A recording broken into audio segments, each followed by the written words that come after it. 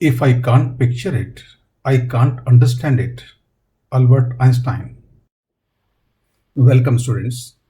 रे ऑप्टिक्स में हमने सबसे पहले रिफ्लेक्शन एट प्लेन सरफेस, फिर reflection at spherical surface, then refraction at plane surface की बात की। वहां एक वर्ड यूज किया था इंटरफेस, जो आज यहां स्क्रीन पर भी आपको दिखाई दे रहा है, रिफ्रैक्शन एट कर्व इंटरफेसेस। मतलब आज हम रिफ्रैक्शन एट कर्व इंटरफेसेस की बात करेंगे। अब इसको सरफेस ही बोल सकते हैं, रिफ्रैक्टिंग सरफेस, लेकिन ये इंटरफेस वर्ड एक बहुत ही गहरा मीनिंग लिए हुए है।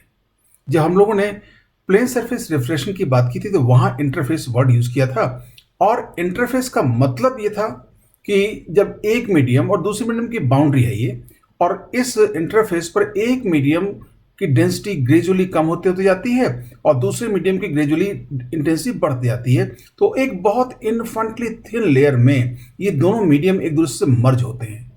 हम ये नहीं कह सकते डायरेक्टली या एग्जैक्टली कि इस पॉइंट पे ये मीडियम खत्म हुआ और इस पॉइंट पे ये मीडियम बढ़ा, माइक्रोस्कोप स्केल पे जाने के बाद। अब देखिए, इंटरफेस की इसी प्रॉपर्टी की वजह से हम टीआईआर एक्सप्लेन कर पाए थे कि टीआईआर होता क्यों है। ऐसे ही इंटरफेस का ये स्ट्रक्चर आगे भी कई इफेक्ट, कई चीजों को एक्सप्लेन करने के काम आएगा। तो हम वैसे तो इसको रिफ्रैक्शन एट कर्व सरफेसेस बोल सकते हैं, बट यहां स्पेशली हम लिख दिया रिफ्रैक्शन एट कर्व इंटरफेसेस। तो ये इंटरफेस क्या होता है ये बारे में मालूम रहे। अब देखिए, स्क्रीन पर आपको दो फोटोग्राफ दिखाई दे रहे हैं। यहाँ एक ग्रीन लीव्स है। अब उसकी डिटेल्स आप वैसे देख सकते हैं, लेकिन यहाँ पे एक पानी की बूंद पड़ी हुई है। अब पानी की बूंद आप जानते हैं ऊपर से थोड़ी स्फेरिकल होती है, तो आप उसके अंदर देखें तो ये लीव्स की डिटेल्स बहुत एनलार्ज हो गई हैं। अब पानी का जो ऊपर का सरफेस होगा वो एक तरह से कर्व सरफेस है और वहां रिफ्रैक्शन हो रहा है। इस रिफ्रैक्शन की वजह से हमें ऐसा इमेज दिखाई दिया। अब यहां दूसरे फोटोग्राफ में अब देखिए, ये पानी की बूंद इस लीव से टपकने वाली है, लेकिन इसके पीछे जो बहुत बैकग्राउंड में आपको एक फॉगी सा एक फ्लावर दिखाई दे रहा है, उसकी इन्वर्टेड इमेज इसमें दिखाई दे रही है दोनों में। इसका मतलब ये एक तरह से एक लेंस का काम कर रही है। तो ये जो कर्व सरफेस रिफ्रैक्शन है बहुत इंटरेस्टिंग फिनोमेना देता है। पूरे लेंस की वर्किंग इससे पर बेस्ड है। तो अगर लेंस को बहुत अच्छी तरह समझना हो तो कर्व सरफेस रिफ्रैक्शन को हमें बेसिक बिल्डिंग ब्लॉक बनाना होगा। अब इस आइडिया में एंटर करने से पहले हम रिफ्रैक्टिव इंडेक्स के बारे में जो पहले कुछ पढ़ा था उसको बहुत ब्रीफ में रिवाइज कर लें। Recap from plane surface refraction. Absolute Ri means refractive index. Mu is equal to c upon v. C is speed of light in free space or vacuum, or generally we can take air, and v is the speed of light in the medium whose absolute refractive index is mu, is equal to lambda naught upon lambda m. Lambda naught is the wavelength in free space and lambda m is the wavelength in the medium. ये तो बात थी absolute refractive index की। Then we defined relative refractive index, relative R I. Mu two with respect to one is equal to mu two by v mu one. And ये जो ऊपर फॉर्मूले हैं इनको इनकॉर्पोरेट करते हम इजिली कह सकते हैं it will be v one by v two और is equal to lambda one by lambda to.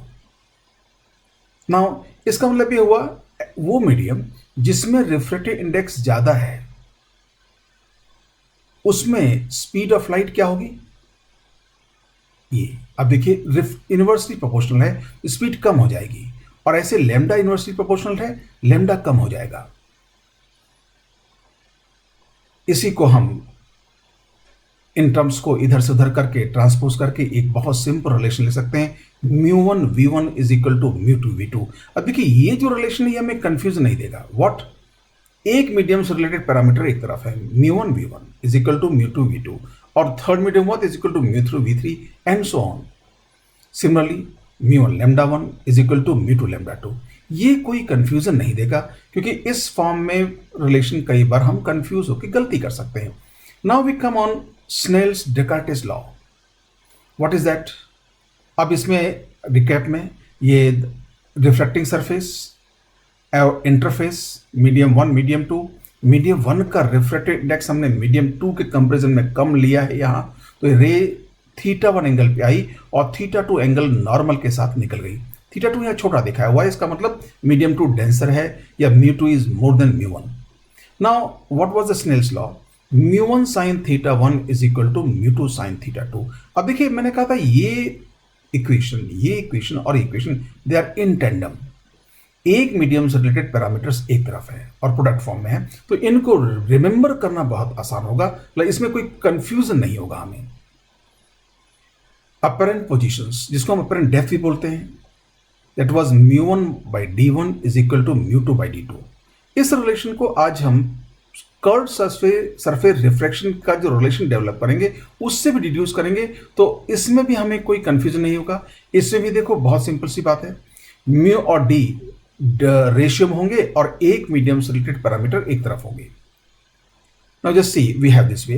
अब देखिए ये एक रियल ऑब्जेक्ट है, इससे लाइट रेज निकली, ये लाइट रे गई ये। Now if someone is observing from here where this object will appear, इस ऑब्जर्वर को लगेगा कि लाइट रेज यहां से आ रही है, तो इसको ये ऑब्जेक्ट जो था यहां दिखाई देगा, तो here he will see the virtual image of this object. तो हम बोलेंगे इसके that is apparent position which is appearing to him. Apparent means जो अपीयर होता है। तो अब ये रियल ऑब्जेक्ट डेंसर मीडियम रखा था और रेयर मीडियम देख रहे थे, इट वाज शिफ्टेड अपवर्ड। कई बार हम D2 को अपरेंट डेप्थ भी बोलते हैं। सपोज अगर ऐसा कुछ केस होता कि यहां पे एक वर्चुअल ऑब्जेक्ट होता, वर्चुअल ऑब्जेक्ट मीन्स एक किसी डिवाइस से एक रियल इमेज बन रही है। ये आप देखिए ये दोनों रेस यहां कन्वर्स हो रही है तो रियल इमेज बन रही है। अब रियल इमेज बनने से पहले यहां हम इंटरफेस इंट्रोड्यूस कर दें, देन व्हाट विल हैपन? जैसे अब देखिए ये रे जो नॉर्मल थी सीधे गई और ये रे रिफ्लेक्शन के बाद इधर आ गई, तो ये जो ऑब्जेक्ट था हमें यहां दिखाई दिया शिफ्टेड। मतलब अब इसमें ये सोच सकते हैं जो शिफ्टिंग होती है वो लाइट प्रोपेगेशन की डायरेक्शन होती है, तो ये वर्चुअल ऑब्जेक्ट की शिफ्टिंग थी। अब इसको इसलिए मेंशन किया कि μ1 by d1 means what is 1 and what is 2? 1 means the medium in which incident rays are, 2 means the medium in which refracted rays are। जैसे यहां देखिए इंसिडेंट मीडियम में था, इसको μ1 बोला, यहां रिफ्रैक्टेड रे μ2, ये इंसिडेंट रे μ1, रिफ्रैक्टेड रे μ2, तो इसमें भी कंफ्यूजन होने की जरूरत नहीं है। So now let us revise this. Subscript 1 medium containing the incident rays and subscript 2 medium containing the refracted ray। अब देखिए ये आइडिया हमारा अभी तक जो हमने प्लेन सरफेस में रिफ्रैक्टिव इंडेक्स के बारे में सीखा था उसको अब थोड़ा सा और जनरलाइज करेंगे। बेसिकली जो अपरेंट पोजीशन का जो रिलेशन था, हमें कर्व्ड सरफेस रिफ्रैक्शन कंप्लीट करने के बाद इस फॉर्मूले को याद करने की जरूरत नहीं है। We can have a general formula in which we have some curvature of the surface or interface। अब प्लेन सरफेस के लिए बड़ी ऑब्वियस सी बात होगी, अगर उस रेडियस और कर्वेचर को इनफाइनाइट कर दें तो वो जो रिलेशन हम कर्व्ड सरफेस के लिए फाइंड करेंगे वो प्लेन सरफेस के लिए रिड्यूस हो जानी चाहिए। एंड विल सी, एंड ऐसा ही होगा। अब हम अपने मेन टॉपिक में एंटर करते हैं, curved surface refraction. Refraction at spherical surface, image formation. अब कर्व्ड सरफेस बेसिकली कई तरह की हो सकती है। अगर अलग अलग जगह पे उसका रेडियस कर्वेचर अलग अलग हो तो वो डिफरेंट टाइप के कर्व्स हो सकते हैं, but most simple one them is sphere, means everywhere its radius of curvature is uniform. तो हम स्फेरिकल सरफेस के लिए बात शुरू करेंगे और फिर देखेंगे अगर जनरल सरफेस हो किसी और रेडियस कर्वेचर की तो उसके लिए क्या रिलेशन होगा, will see later on. Now will see image formation, image कैसे बनेगी। Now suppose here convex spherical surface, हम सबसे पहले कॉन्वेक्स की बात कर लें फिर कॉन्केव की बात करेंगे one by one. Let us see क्या दोनों से हमारे जो मैथमेटिकल रिलेशन आएंगे एक जैसे आएंगे। अगर एक जैसे आएंगे तो उन रिलेशन का यूज है, अगर डिफरेंट आएंगे तो उन रिलेशन को हमें कुछ ऐसा करना होगा कि वो एक जैसे हो जाए। एंड कॉन्वेक्स स्फेरिकल सरफेस, जैसे यहाँ पे आप डायग्राम दिख रहा होगा, ये लाइट ब्लू कलर इसलिए शो किया कि ये शो करने के लिए इस रीजन में मीडियम दूसरा है और ये कॉन्वेक्स सरफेस।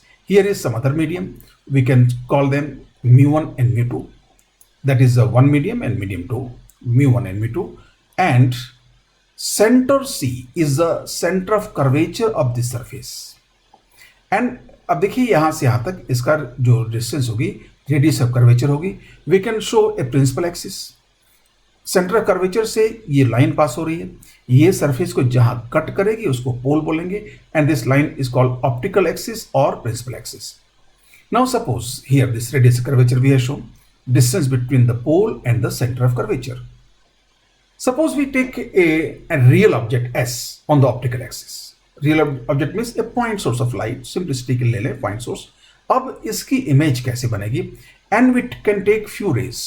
Suppose ये रे जो यहां से एमिनेट हुई, यहां इंसिडेंट हुई, और अब देखिए ये रे इधर नहीं जाएगी, और ये हमने यहाँ पे μ2 को बढ़ा ले लिया, तो इस तरफ जाने के बाद थोड़ा इधर मुड़ेगी। अब ये मुड़ने के बाद μ2 μ1 में क्या रिलेशन होगा वो डिपेंड करता है, ये इधर मुड़ जाए, पैरेलल चली जाए, या थोड़ा सा डाइवर्जिंग रहे। बट यहाँ हमने μ2 μ1 को इस तरह लिया है सिंपलिस्टिकली, ये रे इतनी कन्वर्स हुई कि यहाँ जाके कट करे। Now we can take second ray जो ऑप्टिकल एक्सिस के पैरेलल जाएगी, उसकी बात भी करेंगे। अब देखिए यहाँ से ये जो पॉइंट ऑफ इंसिडेंस P को C से मिलाया, तो ये जो लाइन है वैसे तो रेडियस है, but it is normal also at this point. अब ये normal, now angle of incidence, angle of reflection, आप देख सकते हैं angle of reflection is smaller, it means we have taken here μ2 greater. But ये जनरल रिलेशन है, एक example में हमें μ2 को μ1 से बड़ा या छोटा तो लेना पड़ेगा, बट यहाँ हमने μ2 को बड़ा ले लिया। तो ये जो μ2 को बड़ा लेना, एक्सप्रेशन जो हम रिड्यूस कर रहे हैं उसकी जनरलिटी पे कोई फर्क नहीं डालेगा। नाउ एक जो मैंने कहा था, एक रे हमने ऑप्टिकल एक्सिस के पैरेलल बिल्कुल साथ साथ ले ली। अब ये दोनों रेज यहां कट करेंगी, it means here eight this point will find A real image Q of the point source S। अब ये Q रियल इमेज है। अब यहाँ पे वैसे तो आप देखिए ये रेज P को काफी दूर दिखाया, बट ये केवल डायग्राम क्लियर होने के लिए दिखाया है। Basically we are discuss only paraxial rays. Paraxial means P is very close to O, मतलब ये एंगल बहुत छोटे होंगे, लेकिन अगर वैसा हम डायग्राम में दिखाएं तो चीजें क्लियर नहीं होंगी। तो मान के चलें डायग्राम में इन पेरेक्सियल रेज को मार्जिनल रेज जैसा दिखाते हैं, लेकिन इनको ऑब्वियस है हमेशा पेरेक्सियल रेज लेना है। ये बात हमको स्फेरिकल सरफेस रिफ्लेक्शन में डिस्कस कर लिया था कि जब तक मेंशन न किया जाए कि आपको मार्जिनल रेज कंसिडर करनी है, हमेशा पेरेक्सियल रेज ही लेनी है। नाउ ये डिस्टेंस O से S की डिस्टेंस हम x नॉट बोल दें, means distance of object from the pole, xi distance of image from the pole, ये सारी बातें हो गई। Now we can take this angle alpha. Alpha means जो ऑब्जेक्ट से रेज निकली उनका प्रिंसिपल एक्सिस है एंगल अल्फा, तो इमेज पर एंगल इसको हम बीटा बोल देंगे, और सेंटर C पे एंगल थीटा बोल देंगे, ये इमेज पे angle beta. Now these angle will help us to proceed further because you know Snell's law deals with angles, इसलिए मैं एंगल्स को डिफाइन किया। H ये पॉइंट P का ऑप्टिकल एक्सिस से डिस्टेंस ले लिया। वैसे H is very very small, यहाँ H को बड़ा डायग्राम क्लियर देखिए इसलिए बताया गया, but H is negligibly small for paraxial rays. Snell's law at point P, μ1 sin theta 1 is equal to μ2 sin theta 2, theta 1 की जगह I रखा और थीटा 2 की जगह R रखा। Now what we have for the rays SPQ to be paraxial, the point P must be very close to the pole O। ये point P इस पोल के बहुत पास होना चाहिए। अब देखिए जैसे जैसे पॉइंट पास आता जाएगा, आप देखेंगे ये एंगल I और एंगल R दोनों और छोटे होते जाएंगे। तो limiting condition for paraxial rays I and R so small that we can use small angle approximations. The height h and angles I, R, theta, alpha, beta all must be very small. So μ1 sin I is equal to μ2 sin R will reduce to μ1 I is equal to μ2 R. ये small angle approximation use कर लिया। Now what we can take about I? I को हम further explain कर सकते हैं। Just see triangle SPNC। इस triangle में I is one of the exterior angle, so it will be equal to sum of these two co-interior angle alpha and theta. So I को हम replace कर देंगे alpha और theta से। ऐसे ही R को रिप्लेस कर सकते हैं। अब देखिए ये एंगल, ये ट्राइंगल PCQ में ये थीटा एक्सटीरियर एंगल है और आर एंड बीटा इसके को इंटीरियर एंगल हैं, तो आर को हम ले सकते हैं theta minus beta. So let us replace these two things. Mu 1 alpha plus theta is equal to mu 2 theta minus beta. Now what we can do here? Mu 1 h by x naught plus theta h by r is equal to mu 2 h by r minus h by xi. How we can do it? अब small angle approximation से alpha को हम tan alpha बोल सकते हैं, theta को tan theta, ऐसे tan theta minus tan beta. What will be tan alpha from this diagram? Tan alpha is that is perpendicular upon base. What? H upon x naught. Similarly, what is tan theta? H upon r. What is again h upon r? What is tan beta? Tan beta is this h upon xi. आप ये देख सकते हैं कि वैसे h upon x naught से थोड़ा ज़्यादा आना चाहिए, बट पैरेक्सियल कंडीशन में ये गैप नेग्लिजिबल होगा, इसलिए रिलेशन हम अप्रोक्सीमेटली करेक्ट होंगे, और लिमिटिंग कंडीशन में for the paraxial rays they will be exactly correct. Now हम इसमें इमेज एंड ऑब्जेक्ट टर्म्स को एक तरफ कर दें, और जो डिवाइस टर्म है बेसिकली जो स्फेरिकल सरफेस का जिन टर्म में आर रखा हुआ है उसको एक तरफ कर दें, और जैसे पूरी इक्वेशन में आप h से डिवाइड करके कर सकते हैं तो ऊपर न्यूमरेटर में हर जगह 1 आ जाएगा. So what we have mu1 by x naught plus mu1 by r is equal to mu2 by r minus mu2 by xi. Now just C here, ये पहले h कैंसिल किया, अब हम टर्म्स को इमेज ऑब्जेक्ट टर्म एक साथ कर रहे हैं. So mu1 by x naught plus mu2 by xi is equal to mu2 by r minus mu1 by r. You can see ये माइनस टर्म है, इसको हम इधर ले आएंगे तो प्लस हो जाएगा, और ये प्लस में इधर माइनस हो गया दिस, और यहाँ पे r एलसीएम मिले mu2 minus mu1 by r. Now what is remaining with us? अब ये जो रिलेशन हमने डेवलप किया वो ज्योमेट्रिकल डिस्टेंसेस की फॉर्म में है, तो जैसा हमने कर्व्ड सरफेस रिफ्लेक्शन में किया था साइन कन्वेंशन, तो साइन कन्वेंशन वही कार्टेशियन साइन कन्वेंशन इनकॉर्पोरेट कर दें, मतलब इंसिडेंट रे जो प्रिंसिपल एक्सिस के पैरेलल जो इंसिडेंट रे है उस डायरेक्शन को हम पॉजिटिव ले लेंगे एंड डिस्टेंसेस मेजर करेंगे ओ से. सो साइन कन्वेंशन इनकॉर्पोरेट करने के बाद जो रिलेशन होगा वो हमें यूज करने के लिए अवेलेबल होगा with Cartesian sign convention. Here अब साइन कन्वेंशन एक सिंबल से इधर शो कर देंगे, इट मीन्स ये देखिए ये डायरेक्शन, तो यहाँ ऐसी डायरेक्शन और ये पॉजिटिव है. अगर इंसिडेंट इधर होती तो इस एरो को ऐसा उल्टा लगाते, तो मतलब ये एरो हमें ये शो करेगा कि पोल से अगर हम राइट साइड डिस्टेंस मेजर कर रहे हैं तो वो पॉजिटिव होंगी, एंड पोल से लेफ्ट साइड जो भी डिस्टेंस मेजर करेंगे वो नेगेटिव होगी. तो अगर यहाँ देखें तो x नॉट की जो भी वैल्यू आएगी नेगेटिव आएगी, r की वैल्यू पॉजिटिव आएगी, xi की वैल्यू पॉजिटिव आएगी. तो हम अपने पुराने नोटेशन में आ जाएं, x नॉट को हम माइनस यू से रिप्लेस करें, और xi ऑब्वियसली प्लस v होगा एंड r प्लस r ही होगा. So x naught is equal to minus u, xi is equal to v and r is equal to r. Sign convention आप समझ लें. अब देखिए केवल ये x नॉट की वैल्यू माइनस यू आई, because we are x naught measure करने के लिए या ऑब्जेक्ट डिस्टेंस पोल से मेजर करने के लिए हम इंसिडेंट रे के अपोजिट मेजर करना पड़ रहा है, that's why it is minus. Substituting this what we get, mu1 mu2 by v minus mu1 by u is equal to mu2 minus mu1 by r. जैसे अब देखिए ये जो होगा प्लस रहेगा, ये माइनस रहेगा, इसलिए हमने इधर रख दिया. mu2 by v minus mu1 by u is equal to mu2 minus mu1 by r. So that relation we got for convex spherical surface. अब ऐसा ही रिलेशन कॉन्केव सरफेस के लिए हम डिड्यूस करें. Let us see what we observe. अब वहां देखेंगे कि अगर साइन कन्वेंशन इनकॉर्पोरेट करने से पहले रिलेशन डिफरेंट होंगे, लेकिन साइन कन्वेंशन इनकॉर्पोरेट करने के बाद उसका रिलेशन भी एग्जैक्टली ही होगा. It means we can use the same formula for both the kind of surfaces. Concave spherical surface, the idea is this. अब देखिए वही एक सरफेस कॉन्केव, ये medium mu2 medium mu1 and will show optical axis. अब यहां हमने centre of curvature assume कर ली, जैसे you can see here centre of curvature, और ये कोई भी पॉइंट यहां मिलाएंगे वो रेडियस के इक्वल होगा और इस सरफेस पे नॉर्मल भी होगा बेसिकली. एंड ये हम फॉर एग्जांपल O और SC के बीच में एक रियल ऑब्जेक्ट रख दें, और इससे जो रेज एमिनेट होंगी केवल दो रे कंसिडर करेंगे. एक रे जो इस सरफेस पे ऑब्लिकली इंसिडेंस होगी, और एक नॉर्मली इट मीन्स जो ऑप्टिकल एक्सिस के अलोंग जाएगी। से दिस रे point P point of incidence. अब देखिए ये रे यहाँ आई, अब ये रे इधर मुड़ी। कैसे? अगर मैं यहां से सी से पॉइंट पी को ज्वाइन करूंगा तो आइडिया वेरी क्लियर होगा, और एक रे जो यहां से गई वो बिना डेविएशन चली जाएगी। अब सी से पॉइंट पी को आप ज्वाइन करें तो आपको आइडिया लग जाएगा। एक्चुअली इमेज कहाँ दिखाई देगी उसकी, पहले वो बात कर लें।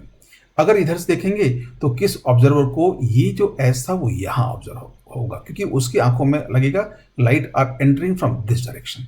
सो ये क्यू इसकी वर्चुअल इमेज मिली। अब देखिए ये डिस्टेंस आर, देन ये X naught, X I and H, और ये नॉर्मल। अब देखिए नॉर्मल जो बात कर रहा था, यहां से पी को ज्वाइन किया तो ये नॉर्मल हुआ। तो अब ये एंगल ऑफ इंसिडेंस और ये angle of refraction. Now this रे will go somewhat here, how it. अब देखिए ये रे, इसको हमने यहां पे नॉर्मल से अवे ले लिया। मान लें basically we have taken mu two greater, क्योंकि ये एंगल आई से एंगल आर बड़ा है। या म्यू टू विल स्मॉलर, आप स्मॉल ले सकते हैं। म्यू टू बड़ा लेते तो ये थोड़ा और मुड़ती और ये इमेज यहां बनती। It depends mu two mu one में क्या रिलेशन होगा, उससे इमेज बनेगी। इट मीन्स ये इस डायग्राम के अकॉर्डिंग ये शो हो रहा है कि mu two is smaller than mu one, because angle r जो हमें एंगल आई से बड़ा अपीयर हो रहा है। वो ऐसा इसलिए लिया कि अगर हम म्यू टू को बड़ा लेते तो ये रे नॉर्मल के और पास चली जाती, तो उस एंगल आर को अपीयर करना थोड़ा मुश्किल होता। तो डायग्राम की क्लैरिटी के लिए हमने यहां ऐसा ले लिया। See angle i, angle r, angle alpha, जो रे ऑब्जेक्ट से निकली थी, हमने पिछले डेरिवेशन में उसको अल्फा लिया था। ऐसे सी वाला एंगल थीटा होगा और इमेज वाला एंगल बीटा, ये इमेज वाला एंगल बीटा और सी वाला एंगल थीटा। तो हमने जो वेरिएबल्स थे एग्जैक्टली वही रखे, तो जिससे कि जो हमारे रिलेशंस आए उनको हम कंपेयर कर सकें। Snell's law at point P, μ1 sin I is equal to μ2 sin R. For the ray SP to be paraxial, the point P must be very close to the pole O. ये obvious सी बात है, इस रे को paraxial होने के लिए P को बहुत पास होना पड़ेगा। उस केस में ये सारे angle I, R, theta, alpha, beta all will become very small. So we can use small angle approximation. Then the height h and angles I, R, theta, alpha and beta all must be very small. So we can use small angle approximation. What is μ1 sin I is equal to μ2 sin R will reduce to μ1 I is equal to μ2 R. अगर आप यहां तक देखें तो word to word exactly वही चल रहा है जो स्फेरिकल सरफेस में था। वो इसलिए कि हमने वेरिएबल्स या नोटेशंस, क्वांटिटी के रिप्रेजेंटेशन के सिंबल्स एग्जैक्टली वही रखे हैं। Now what is r? I. Here i will be, अब देखिए ट्राइंगल एस पी सी को देखें तो अल्फा एक्सटीरियर एंगल होगा, ये आई प्लस थीटा होगा। So I will be what? Alpha minus theta. Similar here if you see triangle S P Q, so beta will be an exterior angle, it will be what? Alpha plus this. अब देखिए ये angle क्या होगा? ये angle होगा what? Basically इसमें तो होगा, अब ये एंगल आई, हमें इस एंगल को अलग से डिफाइन करना पड़ेगा। तो एंगल, ये ट्राइंगल एस पी क्यू की वजह हम कोई ऐसा ट्राइंगल लें। Let us take triangle Q C P. अगर क्यू सी पी लेते हैं तो beta will be exterior angle and ये थीटा इंटीरियर एंगल, और ये यहां से यहां तक एंगल ये। अब देखिए ये एंगल और ये एंगल वर्टिकली अपोजिट होंगे तो ये एंगल आर। तो अब यहां से कह सकते हैं r plus theta is equal to beta. So what will be r? Beta minus theta. Now let us replace. So μ1 alpha minus theta, μ2 beta minus theta. एक बार इसको और देख लें, y I is alpha minus theta. अब देखिए alpha exterior, so theta plus I is equal to alpha, so I is equal to alpha minus theta. This. Now y R is beta minus theta. Beta exterior लिया किस triangle में? QPC में। अब ये theta और ये पूरा angle यहां से यहां तक आर होगा। यू कैन देख सकते हैं ये आर का vertical opposite. So theta plus r is equal to beta, so r is equal to beta minus theta. Now we can use that is alpha को हम 10 अल्फा ले सकते हैं, थीटा को टेन थीटा, बीटा को tan beta and again theta को tan theta. तो tangent relation use करने से what will be tan alpha? Tan alpha will be h upon this distance and this is x not. What is theta? Tan theta, that is h upon this distance r। अब देखिए ये parallel raise के लिए ये gap negligible हो जाएगा। What is tan beta? Tan beta is what? h upon this distance xi। Again tan theta is what? h upon r. Let us substitute these values. So mu1 h by x naught minus h by r is equal to mu2 h by xi minus h by r. अब पूरी equation से h cancel, so mu1 by x naught minus mu2 by r is equal to mu2 by xi minus mu2 by r. अब इसमें हम एक काम करें, image term और ऑब्जेक्ट टर्म एक तरफ कर दें और रेडियस ऑफ कर्वेचर वाली टर्म एक तरफ कर दें, then what we get? mu1 by x naught minus mu2 by xi is equal to mu1 by r minus mu2 by r। अब देखो कैसे, बड़ा सिंपल सा है। सी ये टर्म यहां प्लस था तो इधर आके माइनस हो गया, और ये माइनस था तो ये माइनस था, तो यहां जाके आप देखिए प्लस हुआ और इस टर्म को सेकेंड टर्म में हम नेगेटिव रखा। सो अब यहां आर एलसीएम में क्या हुआ? mu1 minus mu2 by r। अब इस रिलेशन में साइन कन्वेंशन यूज कर लें। What is sign convention? With Cartesian sign convention again towards right is positive because incident rays are travelling towards right. So यहां पे हमारे पास देखिए xi, x naught and r all are measured from pole opposite to incident ray, so all of them will become negative. So what we have?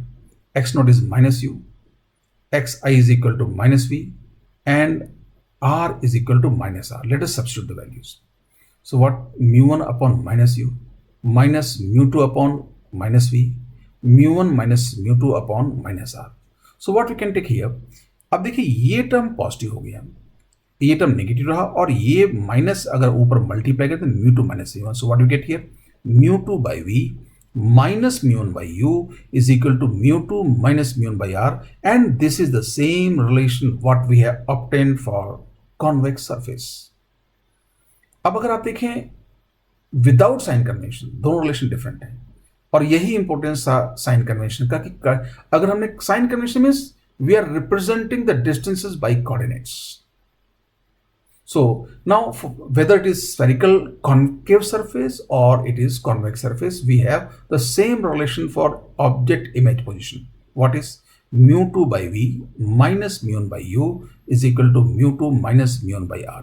And what does it mean by mu1 and what does it mean by mu2? The same. One means refractive index of the medium containing the incident ray. Two means refractive index of the medium containing the refracted ray. So it is not, ये कभी भी इसको object image medium से confuse ना करें। One means incident, two means refracted. Reflection at spherical surface, image formation. अब ये जो रिलेशन थे उनके बारे में देखें जो हमने डिड्यूस की। mu2 by v minus mu1 by u is equal to mu2 minus mu1 by r. That is common formula for all kind, whether it is concave or convex. This equation can be used under paraxial conditions with due respect to Cartesian sign conventions for all interfaces of uniform radii of curvature, that is spherical or plane. Now that is important. अब देखिए ये जो relation है हम हर उस surface के लिए use कर सकते हैं जिसकी रेडियस ऑफ कर्वेचर यूनिफॉर्म हो। अब यूनिफॉर्म रेडियस ऑफ कर्वेचर के हमारे पास दो ही सरफेस होते हैं, स्फेरिकल एंड प्लेन। प्लेन के लिए आर की वैल्यू इनफाइनाइट हो जाएगी, और जैसे आर की वैल्यू इनफाइनाइट होगी you will find the same result what we have used earlier for apparent positions. देखें for plane interface R is infinity, so what we have mu2 by v minus mu1 by u is equal to 0. So what we get? mu2 by v is equal to mu1 by u. And here ये जो relation है हमें इस बात से भी free कर देगा कि ऑब्जेक्ट रियल है या वर्चुअल है।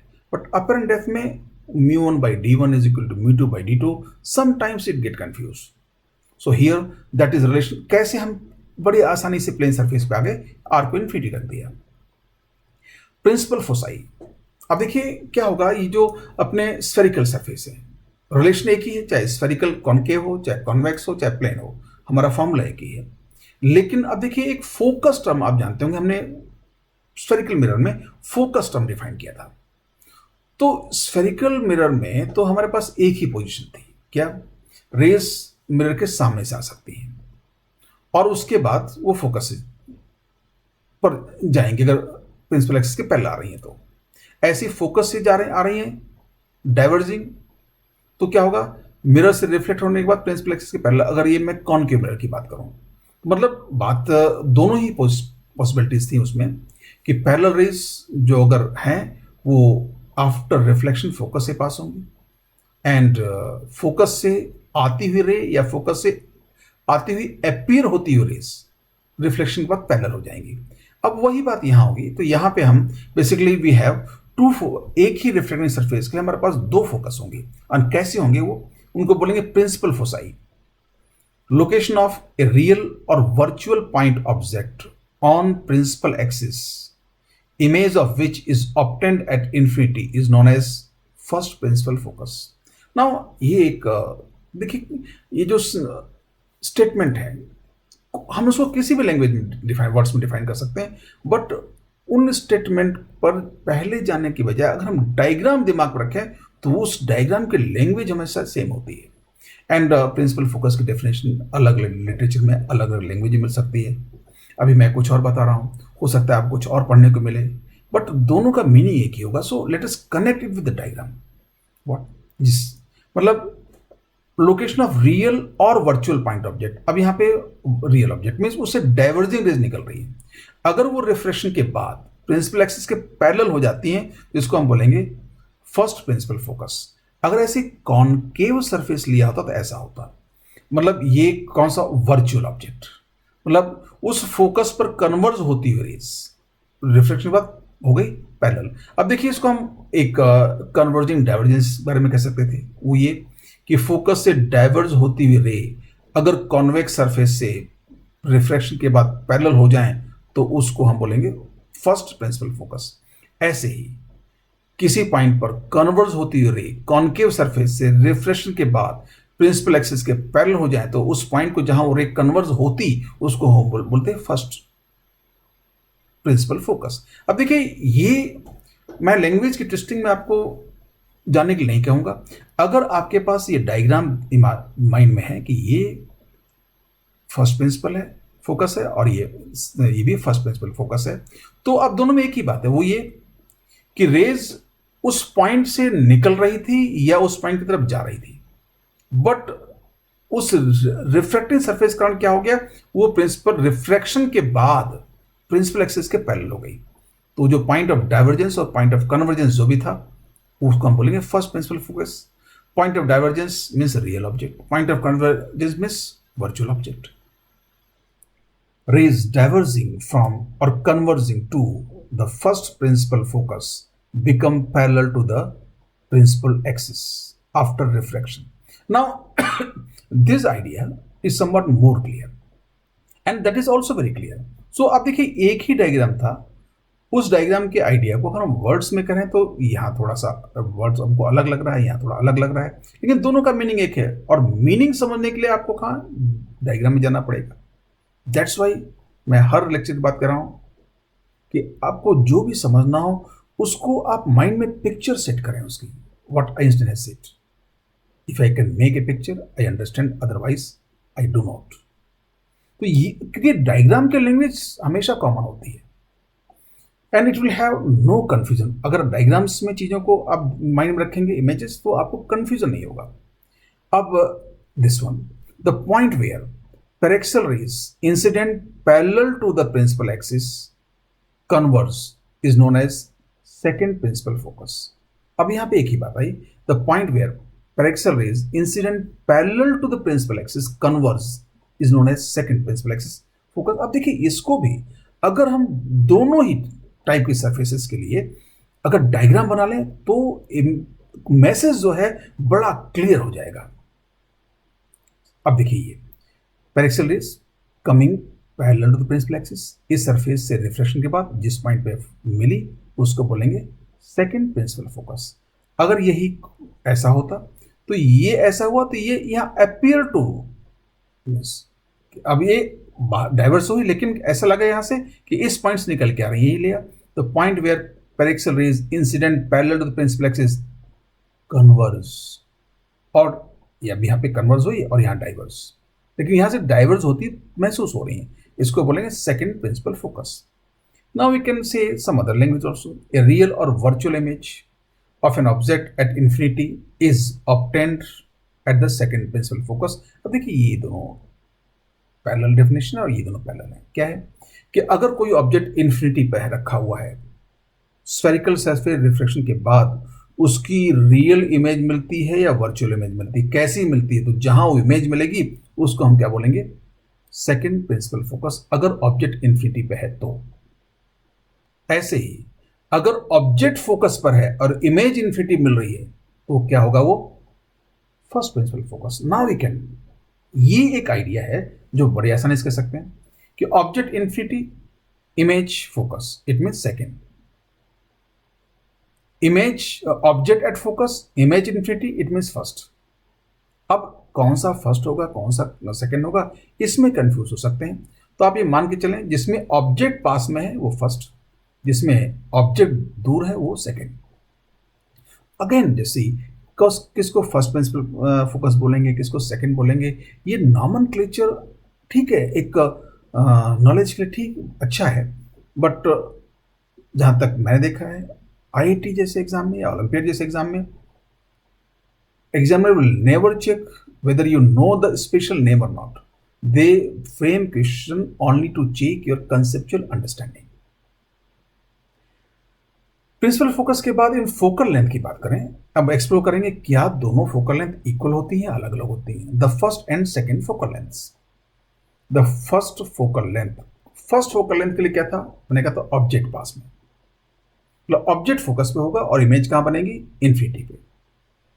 दिस, अब देखिए ये आपका कैसा ऑब्जेक्ट हुआ, रियल ऑब्जेक्ट, ये कैसा हुआ, वर्चुअल ऑब्जेक्ट। दोनों ही केस में अगर आप एनालिसिस करें, वी कैन यूज फॉर्मूला भी डिड्यूस किया, what mu two by we minus mu one by you is equal to mu two minus mu one by are.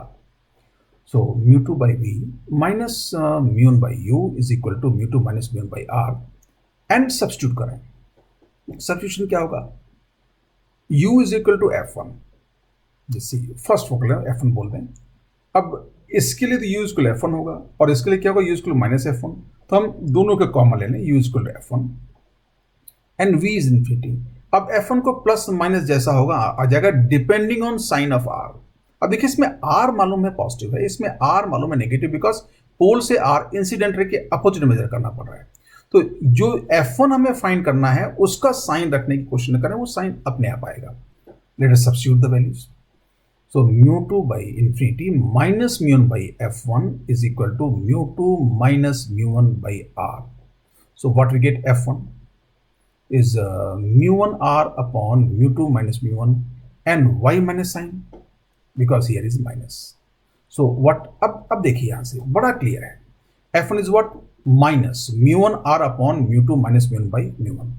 अगर हम कॉन्वेक्स सरफेस की बात करते हैं तो उसके रेडियस कर्वेचर क्या, सेंटर ऑफ कर्वेचर इधर होगा तो रेडियस कर्वेचर पॉजिटिव होगी, ये पॉजिटिव होने से, और म्यू2 बढ़ा लिया है तो f1 क्या होगा, नेगेटिव, मिस दिस वन। अब इस डायग्राम से म्यू, अब देखिए अगर मैं सेंटर कर्वेचर यहां लेता हूं तो ये लाइन एक नॉर्मल होगी, तो अब देखिए रिफ्लेक्शन के बाद जो रे थी नॉर्मल की तरफ बेंड हुई, तो मतलब जो ये ब्लू टाइप रीजन दिख रहा है इसका म्यू हमने ज्यादा जूम किया है। तो अब ये भी बात क्लियर है कि अब इसमें हमने क्यों यहाँ पे u की जगह प्लस माइनस, यहाँ के इसके लिए प्लस इसके लिए माइनस नहीं रखा, एक f1 रखा, क्योंकि f1 हम कैलकुलेट कर रहे हैं और वो साइन अपने आप आएगा। और इसके लिए अब देखिए r इज नेगेटिव, जैसे r नेगेटिव रखेंगे f1 पॉजिटिव, मतलब इसका जो प्रिंसिपल फोकस फर्स्ट था वो पॉजिटिव है। अब ये मत सोचेंगे, ये मत करें कि कॉन्वेक्स का हमेशा नेगेटिव होगा और कॉनकेव का हमेशा पॉजिटिव होगा। It depends relation between mu1 and mu2। अगर mu2 छोटा हो गया चीजें बदल जाएंगी। That was the first focal length. Now we come on the second focal length. Second focal length के लिए क्या था, object was at infinity and image is made at focus. तो हम u को रखेंगे इन्फिनिटी, और दूर से आ रहा है तो u माइनस इन्फिनिटी होगा एक्चुअली, एंड v को f2 रख देंगे, साइन अपने आप आएगा. So this, and just see u will always be minus infinity. So mu2 by v minus mu1 by u is equal to mu2 minus mu1 by r. So what is sign convention? Substitute u is equal to minus infinity, v is equal to f2, and r as it is, जो sign होगा device के हिसाब से रख देंगे. So what is that here? mu2 by f2 minus mu1 by minus infinity, doesn't matter plus or minus because it will become 0. So what we get here, f2 is equal to mu2 r upon mu2 minus mu1. Now depending on, you can see, अगर r positive है तो f2 positive यहाँ दिख रहा है, अगर r negative है तो f2 नेगेटिव है दिख रहा है, depending on mu2 is greater than mu1. अगर mu2 छोटा हो जाएगा तो चीजें बदल रिवर्स हो जाएंगी. अब I will not suggest you to remember the formula for f1 and formula for f2. Just what you should say, first focus and second focus. Focus find करने के लिए ऑब्जेक्ट, फर्स्ट फोकस के लिए object पास होगा, object focus पे है तो image कहाँ बनी, इन्फिनिटी पे. सेकेंड के लिए ऑब्जेक्ट इन्फिनिटी पे और इमेज कहाँ बनी, फोकस पे. इतना मालूम है तो आप रिक्वायर्ड रिलेशन डिड्यूस कर लेंगे. सो that was idea behind first and second focal length, and we can see not necessarily these two focal lengths will be equal. Relations तो लग रहा है इक्वल नहीं होगी, हो सकता है न्यूमेरिकल वैल्यूज ऐसे सेट हो जाए, कभी इक्वल भी हो सकती हैं, बट इन जनरल उनका इक्वल होना जरूरी नहीं है. So that was idea behind first and second focal length. सो एक बार रिकैप ले लें. f1 is what, minus mu1 r upon mu2 minus mu1. What is f2, mu2 r upon mu2 minus mu1. Again ये formula revise किया यहाँ पे, इसका मतलब ये नहीं कि अब इस फार्मूले को याद करें. अब ये देखिए, इन फार्मूले को डिड्यूस करने के लिए क्या करना है, हम वही काम करेंगे. फिर एक बार देख लें क्या हमें दिमाग रखना है. फर्स्ट के लिए ऑब्जेक्ट फोकस पे होगा, मतलब ऑब्जेक्ट पास होगा, इमेज दूर होगी. सेकंड के लिए ऑब्जेक्ट दूर होगा, इमेज पास होगी, मतलब ऑब्जेक्ट इन्फिनिटी पे होगा माइनस, और इमेज कहाँ होगी, फोकस पर. तो ये दो लॉजिक मालूम है आपको, तो आप ये स्फेरिकल सरफेस रिफ्लेक्शन का जो इमेज फॉर्मेशन फार्मूला था उसमें इन वैल्यूज को रख के आप f1 f2 जब चाहें तब निकाल सकते हैं. Substitute r according to the sign convention. r का जो साइन है उस हिसाब से रखेंगे. मैग्निफिकेशन. अब देखिए इमेज फार्मूला हमने, इमेज ऑब्जेक्ट लोकेशन का जो फार्मूला जैसा हमारे पास स्फेरिकल मिरर के था वैसे ही कुछ कुछ यहाँ आ गया. अब वो फार्मूला होने के बाद magnification means transverse and lateral, जैसा हमने स्फेरिकल मिरर में किया था उन मैग्निफिकेशन की बात कर लें. अब मालूम है what is transverse magnification, that is height of image upon height of object. Height मतलब इमेज पॉइंट प्रिंसिपल एक्सिस से कितना परपेंडिकुलर दूर है, ऐसे ही height of object means object point principal axis से परपेंडिकुलर उसकी डिस्टेंस क्या है. तो उसको हम बेसिकली जो हमारा डायग्राम है उसमें हमें ये इस टाइप की लाइन को वर्टिकल जैसा फील होता है, इसलिए इसको हाइट बोलते हैं. Basically it is offset of image and object point from the principal axis. तो ये ट्रांसवर्स मैग्निफिकेशन होगा. लॉन्गिट्यूडनल में ऑब्जेक्ट प्रिंसिपल एक्सिस के अलोंग ही रखा होगा, मतलब उसकी जो लीनियर डायमेंशन होगी वो प्रिंसिपल एक्सिस के पैरेलल होगी. So ratio of linear dimensions of the image to that of object is called magnification. अब यही linear dimension अगर principal axis के perpendicular हो गई तो transverse, अगर principal axis के parallel हो गई तो longitudinal और axial magnification. Transverse magnification और lateral magnification. पहले convex interface की बात करें, फिर concave interface की बात करेंगे. ये this. अब देखें क्या दोनों के लिए फॉर्मूले सेम आएंगे. ये HO हमने डिनोट कर दिया ऑब्जेक्ट का हाइट, या B का जो A पॉइंट है प्रिंसिपल एक्सिस पे उसे डिस्टेंस बोल सकते हैं. ये भी कह सकते हैं कि B पे यहाँ केवल एक पॉइंट सोर्स रखा होता, तो हमने इस लाइन को एक्सटेंड कर दिया. So we take few rays for image formation. देखिए μ1 μ2 एंड सेंटर ऑफ कर्वेचर. अगर कोई रे, अब देखिए यहाँ ऐसा नहीं होगा कि पोल से जाती हुई रे अनडिविटेड जाएगी, क्योंकि पोल पे जो रे आएगी उसका एंगल ऑफ इंसिडेंस है और वो डेविएट होगी. रे कौन सी डेविएट नहीं होगी यहाँ पे, जो सी से पास होगी, क्योंकि सी और यहाँ से सी को ज्वाइन करेंगे तो वो रे यहाँ पे नॉर्मल इंसिडेंस होगा, उसका डेविएशन नहीं होगा। ये थोड़ा सा रे डायग्राम बनाते हो कि मिरर से एक डिफरेंट आइडिया है जिसपे ध्यान रखने की जरूरत है। सो दैट इज, ये पहली रे ले लिया जो सी से पास हो रही, इट विल गो अनडेविएटेड, बहुत सिंपल सबसे है। Now we take another ray which is incident on the pole and हमने यहाँ म्यू2 को फॉर एग्जाम्पल म्यू1 से बड़ा ले लिया, तो ये रे नॉर्मल, जब यहाँ पे प्रिंसिपल एक्सिस नॉर्मल काम कर रही है उस तरफ बेंड हो गई, तो ये θ1 angle of incidence, θ2 angle of refraction, और ये दोनों रे यहाँ कटी, so we get here a real image inverted. और इस डायग्राम की सबसे छोटी है, बट वो डिपेंड्स म्यू1 म्यू2 के रिलेशन पे चीजें डिपेंड करेंगी। So that is image H I A dash B dash. अब H I upon H O हमें फाइंड करना है, तो आप देख सकते हैं एक बहुत ही ट्राइंगल ए बी सी और सी ए डैश बी डैश लें तो भी सिमिलर होंगे, और इस ट्राइंगल की हेल्प से हम इजिली इस चीज को फाइंड कर लेंगे। This triangle A B C and C A dash B dash, they are similar, so we can use that similarity in terms of U V and R. अब देखिए U V and R use करेंगे। Right triangle C A B and right triangle C A dash B dash are similar, जो बात करें ये right triangle भी है, C A B, A is right angle and C A dash B, at A dash there is right angle, they are similar. Similar होंगे तो corresponding sides के ratio same होंगे। It means A dash B dash upon A B is equal to C A dash upon C A. And what we can get about C A dash? C A dash is equal to O A dash upon O minus OC. This, what is C A dash? This distance O A dash minus OC. And what is C A? C से A तक की distance, that is O A plus OC. Now you can see what is O A dash. O A dash is image distance V. And what is O A? Object distance U. And OC is R. And A dash B dash is upon A B is magnification. So what we have, A dash B dash minus HI upon HO is equal to V minus R and minus U plus R, and now here we have used sign convention। क्योंकि sign convention रखने के बाद जो relation हमें मिलेगा वही relation हम आगे यूज करेंगे। तो साइन कन्वेंशन के हिसाब से HO पॉजिटिव लेंगे और HI negative, because HI is on negative y direction, Cartesian sign convention. तो अगर ये वाई एक्सिस, ये एक्स एक्सिस, ये पोल, तो इधर y कोऑर्डिनेट पॉजिटिव होंगे, इधर y कोऑर्डिनेट नेगेटिव, इधर x कोऑर्डिनेट पॉजिटिव, इधर x कोऑर्डिनेट नेगेटिव। एंड अगर v देखें तो v इस साइन कन्वेंशन के हिसाब से पॉजिटिव होगा और u इस साइन कन्वेंशन के हिसाब से नेगेटिव होगा। तो minus H I upon H O is equal V minus R upon minus U plus R. Now magnification का जनरल फॉर्मूला होगा H I upon H O, it is not minus, तो minus यहाँ particular example है। So what is m is equal to h I upon h o, तो minus sign हम इधर ले जाएं, so what we get v minus r upon u minus r। how we can get v minus r upon u minus r? अगर minus sign इधर ले जाएं तो इसको तो वैसे रहने दें, ये माइनस यहाँ मल्टीप्लाई करें plus u minus r, so m is equal to h I upon h o is equal to v minus r upon u minus r। so that is the magnification formula for convex surface, and here what term we have used, V, U and R.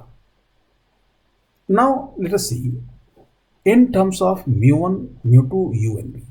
अगर radius curvature नहीं मालूम हो, mu1, mu2 मालूम हो, even we can find magnification. How? Use Snell's law. mu1 sin theta 1 is equal to mu2 sin theta 2. Now you can see why we have drawn this secondary.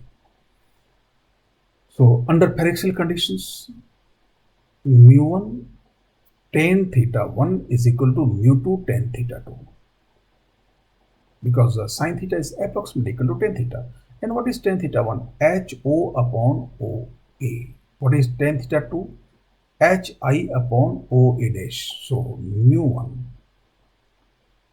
HO upon minus U is equal to mu2 HI upon V. And again we have substituted values in terms of sign convention. So tan theta is perpendicular HO positive and ये distance minus U. ऐसे ही tan theta 2 is equal to HI negative but ये distance positive. So what we get from here, m is equal to HI upon HO. Minus minus cancel. So what we get here? Mu1 V upon mu2 U. Now why mu1 V? H I upon H इसको ले जाएंगे तो mu 1 इधर आएगा और mu 1 V, तो mu 1 V upon mu 2 U. So these are the two relations for convex interface for magnification. Now let us revise these two relations. M is equal to Hi upon Ho, that is general formula, V minus R upon U minus R. Or M is equal to mu1V upon mu2V. So this, let us see whether we get the same formula for concave surface. अब देखिए normally तो formula same होगा. अब हम ये भी कर सकते थे कि एक डिराइव किया और हमने बोल दिया उसके लिए वही यूज होगा. But why I am taking second, ये नहीं कि स्पेशली उसके लिए देखें. अब ये डेरिवेशन हम एक बार थोड़ा सा डिफरेंट वे में कर लेंगे तो हमें चीज़ें जो कुछ अगर यहाँ पे कहीं कुछ ध्यान नहीं गया होगा, कुछ चीज़ आपको क्लियर नहीं हुई होगी तो उसमें और वो क्लियर हो जाएगी. Transverse or lateral magnification, concave interface.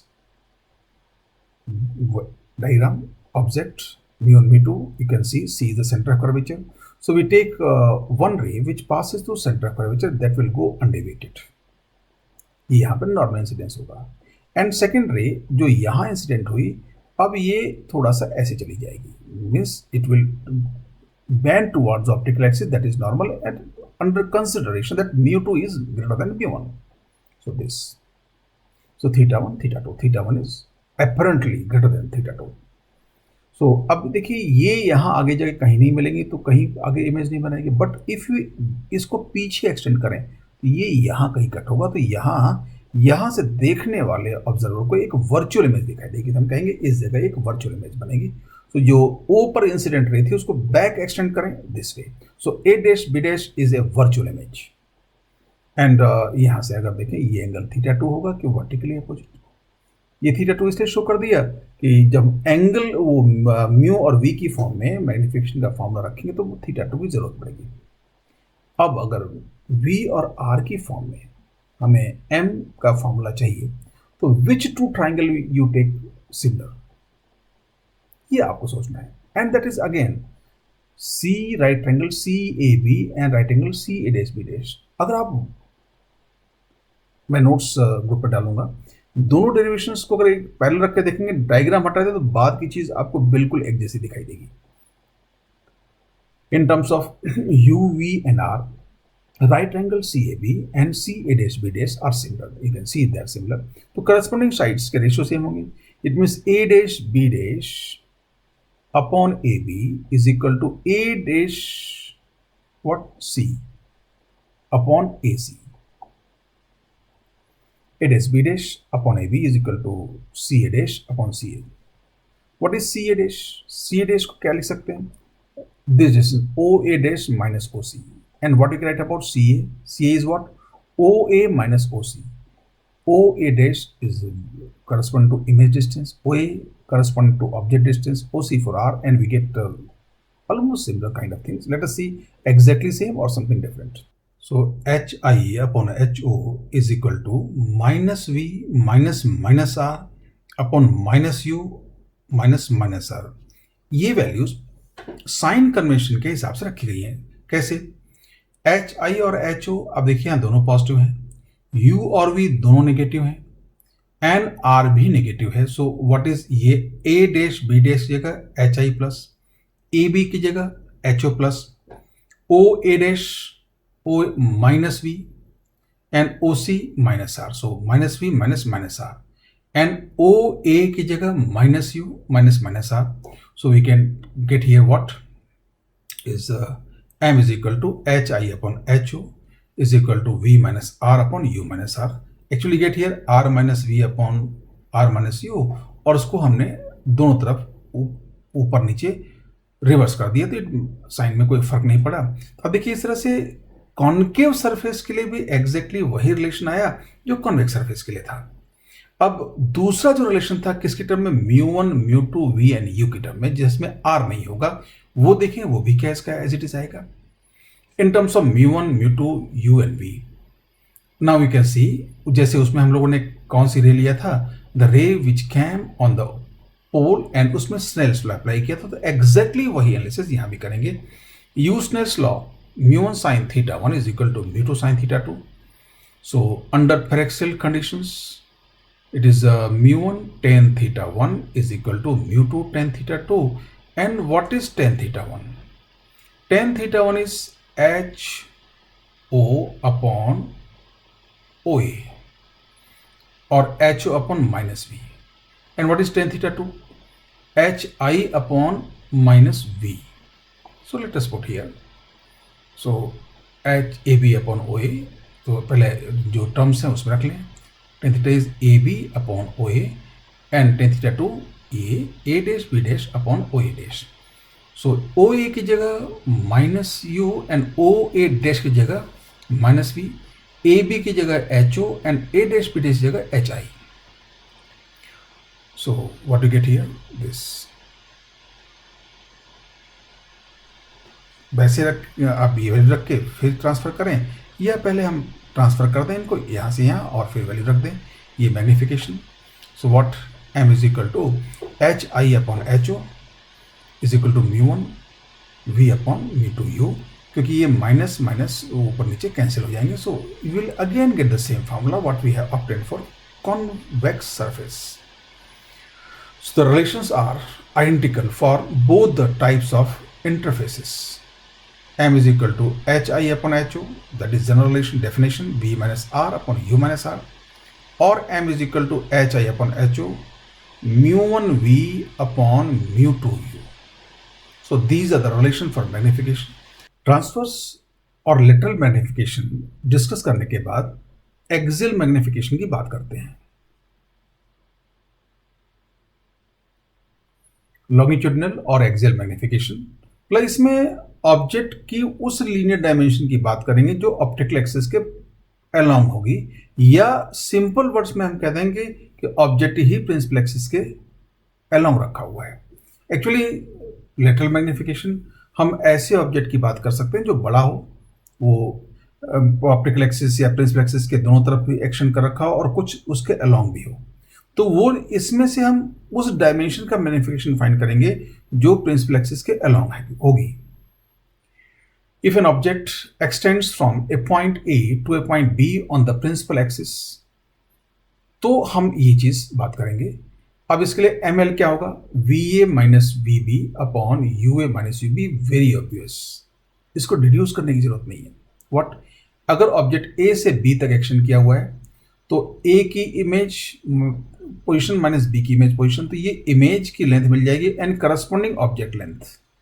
So that is the way how we can find that is longitudinal or axial magnification for any size of object. This formula is applicable for any size of object, finite as well as infinitely small. But infinitely small objects के लिए हम calculus use करके एक simple relation में find कर सकते हैं. For an infinitely small object of extension du, तो हम उसमें क्या करेंगे, जो अपने पास इमेज ऑब्जेक्ट रिलेशन था mu2 upon v minus mu1 upon u is equal to mu2 minus mu1 upon r, इसमें हम डिफरेंशियल ले लें दोनों तरफ.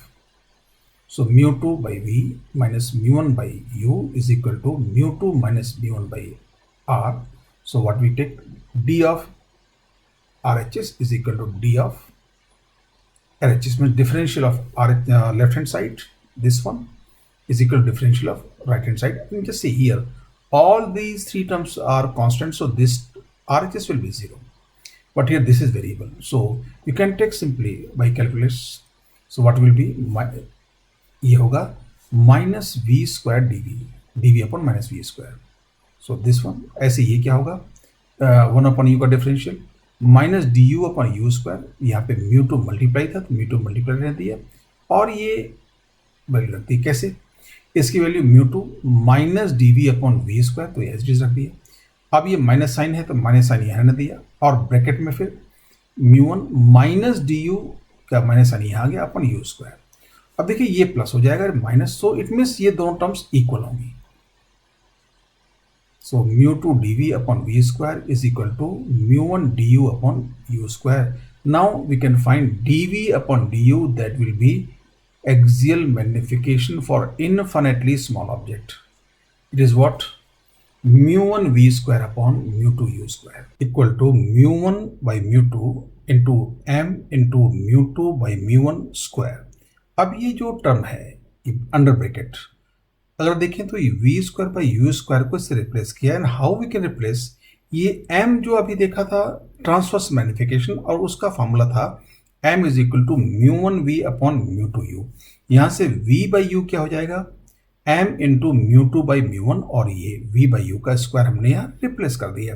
Now by solving what we get, M L is equal to D V by D U, M square ये H D था यहाँ पे, फिर क्या होगा ये mu 2 by mu 1 into M square. कैसे, म्यू 1 बाई म्यू 2 और म्यू 2 बाई म्यू 1 का स्क्वायर, तो क्या बचेगा mu 2 by mu 1। So we can write further M L is equal to M square mu 2 by mu 1। ये एक relation आया axial magnification का। Again I will not advise you to remember all this formulas, क्योंकि अगर ये सारे formulas आप याद करने बैठेंगे तो रे ऑप्टिक्स में फॉर्मूलों से भर जाएगी और बार बार कंफ्यूजन होगा। तो आप इनके डेरिवेशन को देखें, जहां जरूरत हो डेरिवेशन कर लें। और वैसे भी अगर इनफिनिटली स्मॉल ऑब्जेक्ट का अगर हमें मैग्निफिकेशन फाइंड करना है तो इस इक्वेशन का डिफरेंशियल लेना और D V by D U का रेशियो लेना is not a difficult task. Now let us revise both the formulas. ml is equal to va minus vb upon ua minus ub, ये सबसे simple है definition. और दूसरा infinitely small object के लिए क्या फॉर्मूला था, ml is equal to dv by du is equal to mu 1 v square by mu 2 u square, और is equal to mu 2 by mu 1 into m square। m यहाँ transverse magnification है, ये relation. Now magnification की बात पूरी करने के बाद अब देखिए ट्रांसवर्स और एक्सियल दोनों मैग्निफिकेशन हो गए। इमेज ऑब्जेक्ट पोजीशन का रिलेशन फाइंड कर लिया। It means we can predict everything regarding image formation from refraction at spherical interface, concave और कॉन्वेक्स। अभी जो हमने रिलेशन डेवलप की, इनको कुछ प्रॉब्लम्स में अप्लाई करके, बहुत जरूरी है अप्लाई करना, क्योंकि अप्लाई करने पर ही हम इनके बारे में अच्छे से समझ पाएंगे। So let us discuss few examples. Example 1, a convex spherical surface of radius 40 centimetre separates two media of refractive indices 4/3 and 3/2 respectively. An object is placed in the first medium 20 centimeter away from the surface. Calculate position of the image and draw the ray diagram. How much is the transverse magnification? Now here a schematic diagram of the setup is given. Object, real object is given 20 centimeter away, medium 1 and medium 2. It means medium 1 is what? 4/3 and medium 2 is 3/2. So medium 2 is certainly denser than medium 1, slightly denser. Now what we do? Let us first calculate image, an object, and try to draw the ray diagram also. So what we have here, this. अब रे diagram draw करने की कोशिश करेंगे तो हमने देख लिया म्यू 1 4/3, म्यू 2 3/2। यहां से रे जाएगी तो ये ऑब्जेक्ट इंसिडेंट रे इस मीडियम में इसलिए म्यू 1, और रिफ्लेक्टेड रे इस मीडियम में होंगी इसलिए म्यू 2, और ये सेंटर ऑफ कर्वेचर 40 सेंटीमीटर, ये 20 का ऑलमोस्ट डबल शो किया है, because 40 centimetre radius is given here, centre से यहां होगा। अब अगर इसमें आगे देखें, ये रे जो यहां से जाएगी ये स्लाइटली बेंड होगी towards the this line, because ये नॉर्मल है। स्लाइटली बेंड क्यों होगी? क्योंकि ये रिफ्लेक्टेड इंडिसेस में बहुत ज़्यादा डिफरेंस नहीं है, 4/3 1.33, 3/2 1.5। तो अब इस रे, अब एक रे अगर हम स्ट्रेट ऐसी ले लें तो ये दोनों रे कहीं नहीं कटेंगे, बट इस रे को पीछे एक्सटेंड करें तो यहां हमको वर्चुअल ऑब्जेक्ट मिलेगा। तो अब वर्चुअल ऑब्जेक्ट, इसको एक्सटेंड करके वर्चुअल ऑब्जेक्ट तो बता सकते हैं यहां होगा। अब देखो रे डायग्राम से हम कम इतना बता पा रहे हैं कि ऑब्जेक्ट कैसा हो, इमेज कहाँ होगी, वर्चुअल होगी, रियल होगी, इसके लिए कैलकुलेट करने की जरूरत नहीं है। अब कैलकुलेट करने से हमें क्या मिलेगा, जो इमेज की एग्जैक्ट पोजीशन मिलेगी। ये हमने पीछे इसको एक्सटेंड कर दिया, and Q is what, virtual image of this real object. In accordance with the sign convention, what is sign convention? SI arrow means towards right is positive because ray are propagating towards right. So U is -20 क्योंकि incident ray के opposite है। R is +40। अब इन दोनों values को हम जो relation था उसमें सब्स्टिट्यूट करें। Mu two by we minus mu one by you is equal to mu two minus mu one by R. One stands for the incident ray medium and 2 stands for the refracted ray medium. So mu1 will be 4 by 3 and mu2 will be 3 by 2. So let's put the values. 3 by 2 upon V minus 4 by 3 upon minus 20 is equal to 3 by 2 minus 4 by 3 upon 40. And solution of this will give V is equal to minus 24. And आप इसको solution verify कर सकते हैं. No need to solve this algebra here. So v minus 24. अब देखिए 24 में 20 से बड़ा, ये इससे 4 सेंटीमीटर 4 सेंटीमीटर हियर इमेज मिलेगा. और रे डायग्राम से हम ये प्रेडिक्ट तो कर पाए थे कि इमेज ऑब्जेक्ट से थोड़ा पीछे बनेगी. अब वे इमेज पोजीशन मिल गई. Calculate position of the image and draw the ray diagram. रे डायग्राम भी कंप्लीट हो गया. अब इमेज पोजीशन शो कर दें 24. ये माइनस लिखने की जरूरत नहीं क्योंकि इधर है, तो माइनस 24 का मतलब है ये पोल से इस तरफ towards left. Now let us come on transverse magnification. What is formula for transverse magnification? एक रिलेशन था म्यू1 वी अपॉन म्यू2 वी, इसको यूज कर लें. तो म्यू1 means 4 by 3, v is minus 24 and mu2 3 by 2 and u is minus 20. Minus minus cancel and you will get here 16 upon 15 is the transverse magnification. Or we can use the second formula. देखिए second formula से वही result आता है. What was that? M transverse was V minus R upon U minus R. So minus 24 minus 40 upon minus 20 minus 40 and you get here 64 upon 60. We can divide numerator and denominator by 4. So what we get here 16 upon 15. So आप देखिए दोनों फॉर्मूले से, अब जरूरी नहीं कि दोनों फॉर्मूले अलग रिजल्ट नहीं देंगे, सेम रिजल्ट देंगे. तो जो आपको कन्वीनियंट लगे वो यूज कर लें. So that was the first question and here we have seen how ray diagram will help us to imagine situation. अब ज्योमेट्रिकल ऑप्टिक्स में ये एडवाइजेबल है और मैं भी आपको वेरी बिगिनिंग से एडवाइस कर रहा हूँ कि अगर आप रे डायग्राम के साथ प्रॉब्लम सॉल्व करते हैं तो आप सब्जेक्ट को बहुत अच्छा समझेंगे और धीरे धीरे आपकी इमेजिनेशंस, आपके माइंड में इतनी पिक्चर्स आ जाएंगी कि किसी भी क्वेश्चन को समझना और सॉल्यूशन करना मुश्किल नहीं होगा. बट अगर आप without ray diagram you are using formulas and finding values तो आपकी अंडरस्टैंडिंग उतनी कंसोलिडेट नहीं हो पाएगी. तो again try to draw the ray diagram in every problem. Example 2. A glass slab of concave interface with air is introduced in path of a convergent beam which would have casted a real image S of a point source. If the slab were not there, radius curvature of the interface is 20 cm and refractive index of the glass is 1.5. Calculate the position of the new image and draw the ray diagram. Now what is the problem here? See, a glass slab of concave interface with air is introduced in the path of a convergent beam. एक convergent beam आ रही थी तो जहां वो converge होती वहां पे एक रियल इमेज बनती which would have casted a real image. would have क्यों? अगर हम इंटरफेस नहीं डालते तो इमेज बनती, इंटरफेस डाल दिया तो इमेज बन नहीं रही है. If the slab were not there. अब ये डायग्राम प्रॉब्लम के साथ दिया हुआ है तो सिचुएशन को ज्यादा अच्छी तरह समझा देगा. अब अगर ये ग्लास स्लैब नहीं होती यहाँ पे तो ये यहाँ पे रियल इमेज बनती. कहाँ बनती? जहां हमने ग्लास स्लैब कॉन्केव इंट्रोड्यूस किया उससे 20 सेंटीमीटर आगे, ये दिया वो 20 सेंटीमीटर. लेकिन अब ये रे इधर नहीं जा पाएंगी, इस ग्लास की रिफ्रैक्शन की वजह से रे डेविएट होंगी.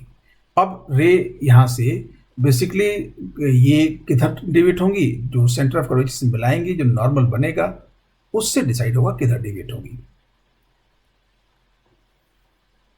नाउ सी हियर रे डायग्राम ट्रेस करने की कोशिश करें. अब centre of curvature basically radius दिया हुआ 20 सेंटीमीटर, ये 20 है तो इधर 20 होगा, यहां से इसको ज्वाइन करेंगे ये. तो ये μ2 कितना दिया 1.5. तो ये इससे तो मतलब ये जो लाइन है उसकी तरफ बेंड होगी, मतलब रे थोड़ी सी दूर जाएंगी. अब या तो ये यहाँ इमेज बना सकती हैं थोड़े आगे, या इतनी डाइवर्ज हो जाएं कि ये पीछे एक वर्चुअल इमेज बनाए. ये काम बिना कैलकुलेशन का नहीं कर पाएंगे अब. सो अभी यहाँ हमने ऐसा मान लिया, देखो क्या यहाँ इमेज बनेगी.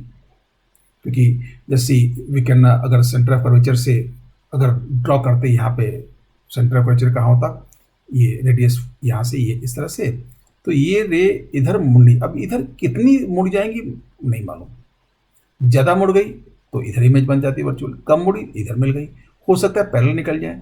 ये हमने एक एग्जांपल ले लिया कि शायद यहाँ बने। अब देखते हैं कैलकुलेशन से क्या ये सही है। Sign convention towards right positive होगा, so u is equal to 20 होगा and r is equal to -20 because r इस तरफ है। Now what we can see here, mu2 by v minus mu1 by u is equal to mu2 minus mu1 by r. Let us put the values. Mu2 1.5, mu1 1, so 1.5 by v minus 1 by 20, why 20? It is plus 20 upon 1.5 minus 1 upon minus 20, for r is minus 20. And solving this, what we get, v is equal to plus 60. Plus 60 means certainly ये जो हमने guess लिया था सही था, लेकिन अगर ये रिफ्रैक्टिव इंडेक्स थोड़ा और ज़्यादा होता तो हो सकता है पैरेलल चली जाती, थोड़ा और ज़्यादा होता तो हो सकता है इधर डाइवर्ज हो जाती और यहाँ पर हमें इमेज वर्चुअल मिलती। तो ये रे डायग्राम मिल गया, इमेज पोजीशन मिल गई हमको, and just see how simple it is. ये रे डायग्राम देखिए मैंने यहाँ जानबूझ के पहले यहाँ दिखा दिया, बट आप केवल इस रे डायग्राम को देख के नहीं कह सकते थे कि इमेज यहाँ बनेगी, उसके लिए कैलकुलेट करना पड़ेगा। कभी कभी रे डायग्राम आपको इमेज की टेंटेटिव पोजीशन बता देगा और कभी कभी नहीं बता पाएगा। 60 ये शो कर दिया। ए real image Q is obtained of A virtual object S। तो ये जो S था वर्चुअल ऑब्जेक्ट था, इसके लिए रियल इमेज बनी। Example 3, find the location of final image of the point source S। अब ये इट मीन्स एक स्टेटमेंट छोटा सा सेंटेंस दे दिया, इट मीन्स बाकी सारी डिटेल जो प्रॉब्लम से डायग्राम दिया है वो उस डायग्राम में होंगी। इट मीन्स यहाँ पे दो मीडियम है, पहला आर ए जिसकी रेडियस 20 सेंटीमीटर, दूसरा इंटरफेस आर बी जिसकी रेडियस है 30 सेंटीमीटर। ये जो लाइट ग्रे कलर से दिखाया गया, केवल ये मीडियम के कलर नहीं होते, बट ये कलर इसलिए शो किया कि अपने को मालूम पड़ जाए यहाँ तक तो दूसरा मीडियम बिल्कुल क्लियर दिख जाए। इसका रेफरेंस इंडेक्स 2 है, इसका RI 3 है, इसका रिफ्रैक्टिव इंडेक्स 1 है, और पहले मीडियम के पोल से 40 सेंटीमीटर दूर यहाँ पे एक रियल ऑब्जेक्ट रखा हुआ है और इन दोनों पोल्स के बीच की डिस्टेंस 20 सेंटीमीटर है। इट मीन्स वट एवर जो स्टेटमेंट में लैंग्वेज लिखते हैं वो डायग्राम से क्लियर है। And what you to find, इस पॉइंट सोर्स S की फाइनल इमेज कहाँ बनेगी। अब देखिए इससे रह गई, यहाँ से कुछ टर्न होंगी फिर यहाँ जाएंगी, तो इसका 2 बार रिफ्लेक्शन होगा एंड उन दोनों बार के रिफ्लेक्शन से जो फाइनल इमेज जो बनेगी, let us try to calculate. And अब जब एक के बाद एक सरफेस है, तो जो हमने मिरर्स में बात की थी, इफ दे आर 2 और मोर डिवाइस इन टेंडम, एक के बाद एक, तो आइडिया क्या होगा, image made by the first event और first device serves as an object for the second. मतलब पहले रिफ्लेक्टिंग सरफेस से जो इमेज बनेगी वो इमेज दूसरे के लिए ऑब्जेक्ट का काम करेगी। ये बड़ा सिंपल आइडिया है। Now we can write the statement, image made by the first refraction will serve as object for the second refraction. ये इसका की पॉइंट, की कंसेप्ट है। एंड तो 1 by 1 करके दोनों रिफ्रैक्शन हम कंसिडर कर लें। First refraction at the surface A पर, मतलब जिसकी रेडियस कर्वेचर RA है, तो इसके लिए RA तो हो जाएगा, अब देखिए रे इधर से आएंगी तो राइट साइड पॉजिटिव होगा, तो radius curvature RA +20, but UA will be -40। Sign convention this way, UA is equal to -40 and RA is equal to +20 and put the values, mu2 by VA minus mu1 by UA is equal to mu2 minus mu1 upon RA। VA means VA और UA इसलिए use कर लिया कि A से बनने वाली image है। अब वैल्यू रखें 2 by VA, देखिए 2 था, 2 एज इट रह दिया, VA एज इट रहने दिया, mu1 की वैल्यू 1 अपॉन UA की value -40 and again 2 - 1 upon RA की वैल्यू 20।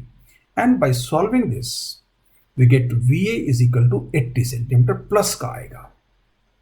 प्लस मीन्स ये रे यहां से गई और ऐसे मुड़ के यहां कहीं 80 सेंटीमीटर दूर एक इमेज बनाएंगे अगर ये इंटरफेस नहीं होता तो। So we can see here this way, ये इमेज बन। अब देखिए ये अगर सेकेंड थर्ड मीडियम नहीं होता, मतलब first medium second medium third, तो ये रे कंटिन्यू हो जाती और यहाँ रियल इमेज बनती। बट इसके होने से अब रे का यहाँ रिफ्लेक्शन होगा, तो अभी जो पी जो मिल रहा है रियल इमेज जो बनती वो बी के लिए वर्चुअल ऑब्जेक्ट का काम करेगी। Second reflection at the surface B, actually it is typing error, here should be B। अब इसके लिए क्या होगा, ये पोल होगा।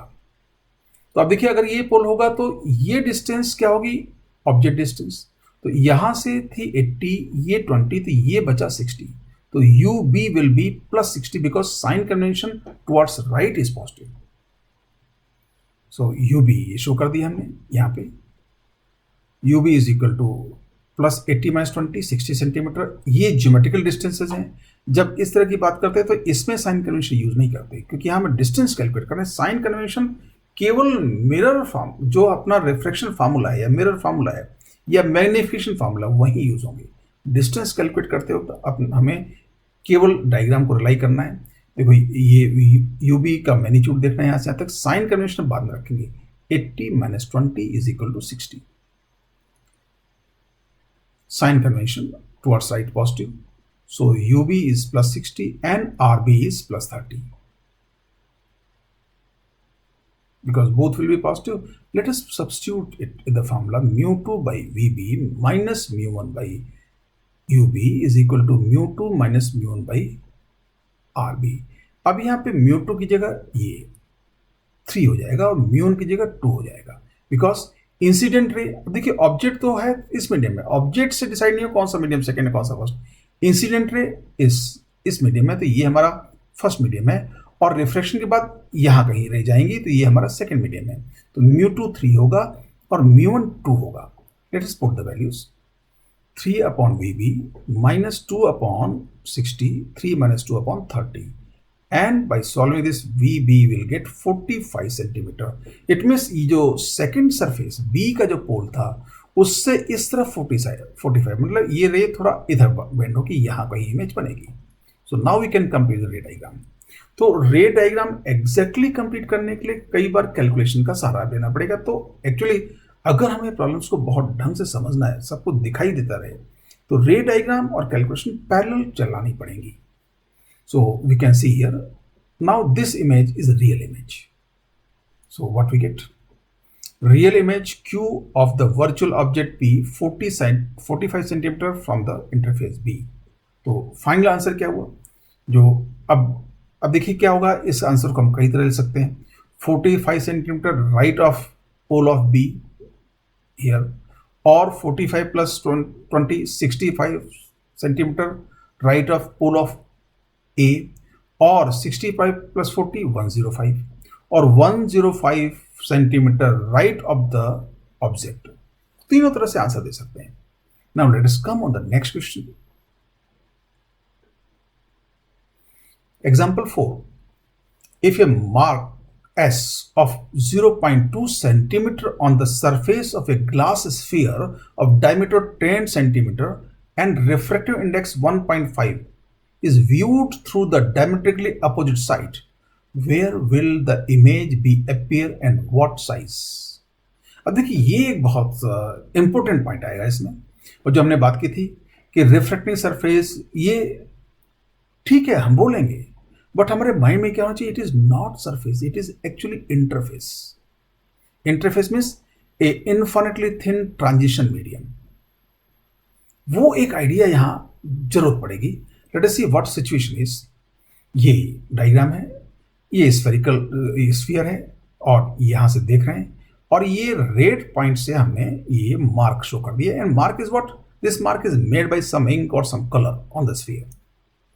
अब इंपॉर्टेंट बात क्या है, इस मार्क से जो रे निकलेंगी उनका क्या यहां पर रिफ्लेक्शन होगा या नहीं होगा। देखो यहां से जो रे निकली यहां रिफ्लेक्शन होगा, बट क्या हम दो रिफ्लेक्शन एक बार यहां काउंट करेंगे या नहीं काउंट करेंगे, तो यहां रिफ्लेक्शन काउंट नहीं करेंगे। व्हाई? बिकॉज ये मार्क उस इंटरफेस पे है, ये मार्क कि अपनी एक डेंसिटी कम होते होते इंटरफेस में मर्ज हो गया होगा। तो अब इंटरफेस से जो रेज निकलेंगी उस इंटरफेस में उन रेज का स्लाइट टर्निंग हुई होगी, और वेरिएबल रेफरेंस इंडेक्स से हम टर्निंग को निकाल सकते हैं, बट इस इंटरफेस की थिकनेस इतनी कम है कि उस टर्निंग को हम नेग्लेक्ट कर सकते हैं। तो जहां ये मार्क बना हुआ है वहां रिफ्लेक्शन नहीं होगा। ये पॉइंट अक्सर स्टूडेंट्स को कंफ्यूज करता है, हम इसको याद कर लेते हैं, बट अगर आपको इंटरफेस का आइडिया है तो आप ऑब्वियसली बिना बताए आप इसको डिसाइड कर लेते हैं कि यहां रिफ्लेक्शन नहीं होगा। क्योंकि ऐसे पॉइंट जनरली हम क्या करते हैं, बहुत सारे क्वेश्चन करके हमारे सामने ऐसे आते हैं तो हम याद कर लेते हैं, देखो इस केस में ऐसा किया। बट जरा सोचो, अगर ऐसी कोई सिचुएशन आपके साथ एग्जाम में पहली बार सॉल्व करने को होगी तो डिसीजन तो आपको लेना होगा ना। That's why to go on the basic concept is very important. Solution, what is there? The mark is a part of the interface, so the rays emanated from it will directly enter the glass and will not be refracted. मतलब marks इस part का interface ही हो जाएगा, एक तरह से मर्ज होगा उसमें, तो इसलिए यहाँ रिफ्लेक्शन नहीं होगा। तो इससे जो रेज निकलेंगे सीधे ग्लास में एंटर करेंगे, एंड केवल यहाँ एक रिफ्लेक्शन काउंट करना पड़ेगा। That was the point which we have to learn in this question, otherwise calculations are quite simple. Thus, the first reflection will take place at the point A here, this ये रह गई और ये C से मिला दिया तो ये एक नॉर्मल हो गया।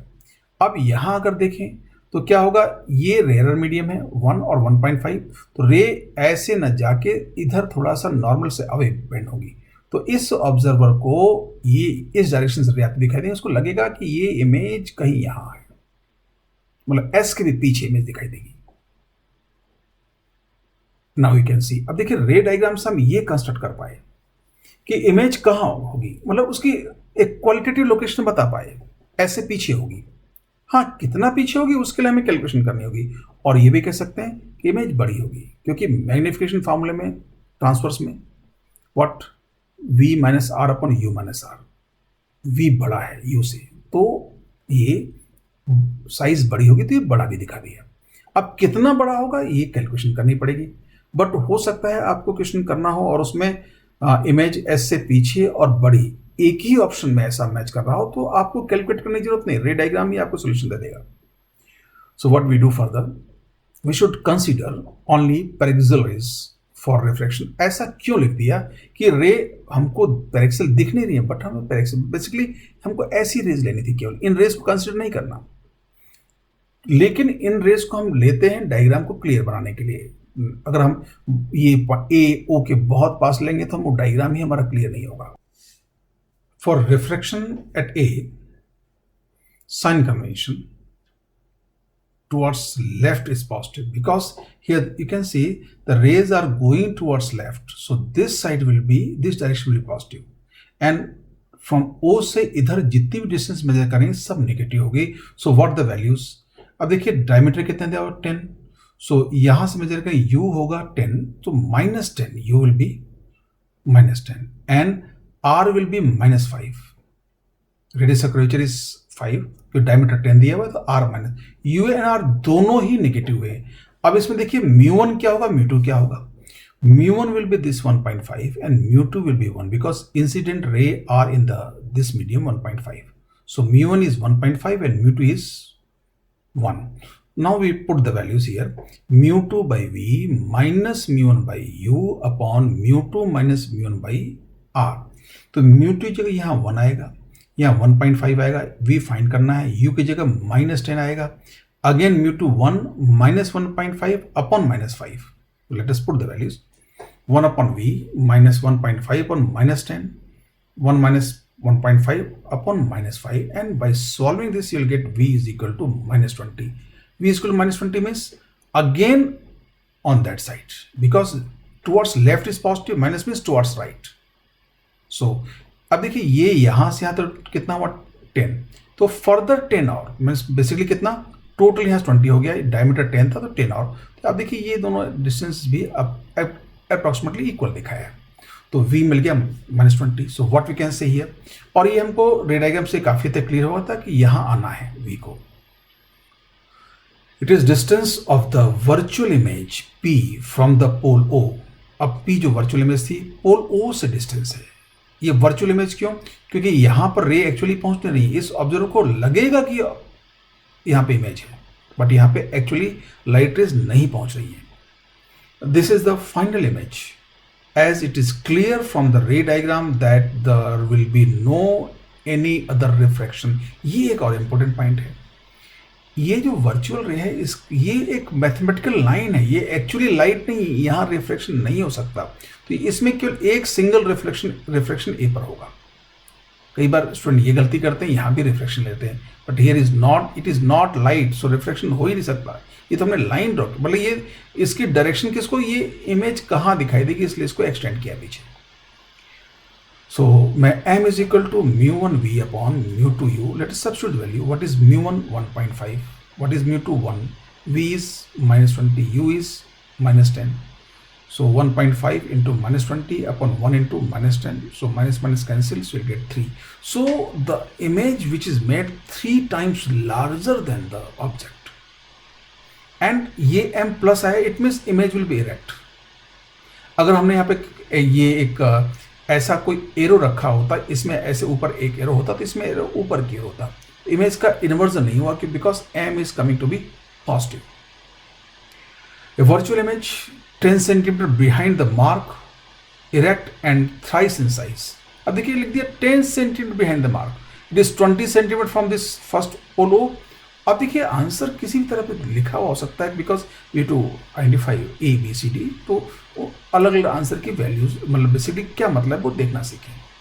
और अगर आपने रे डायग्राम बनाना है तो इस टाइप से कोई कंफ्यूजन नहीं होगा। यहाँ पे 20 निकला, लेकिन यहाँ पे आंसर में 20 कहीं दिख ही रहा 10, इसी तो यहाँ से 20 है ना, तो यहाँ से 10 होगा ही।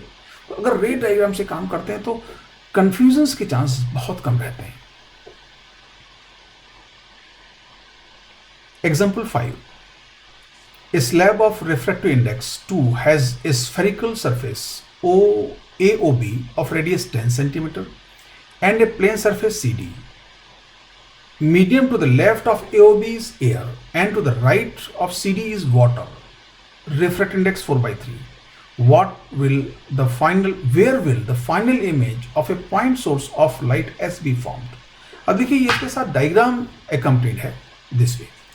ये AOB स्फेरिकल सरफेस, रेडियस 10 सेंटीमीटर इसका दिया हुआ है, has a plane surface CD, ये इसका एक प्लेन सरफेस है, इसके बाद दूसरा मीडियम है, एंड ये मीडियम 4/3 वाटर है, और इसका रेफरेंस इंडेक्स 2 और इधर एयर है।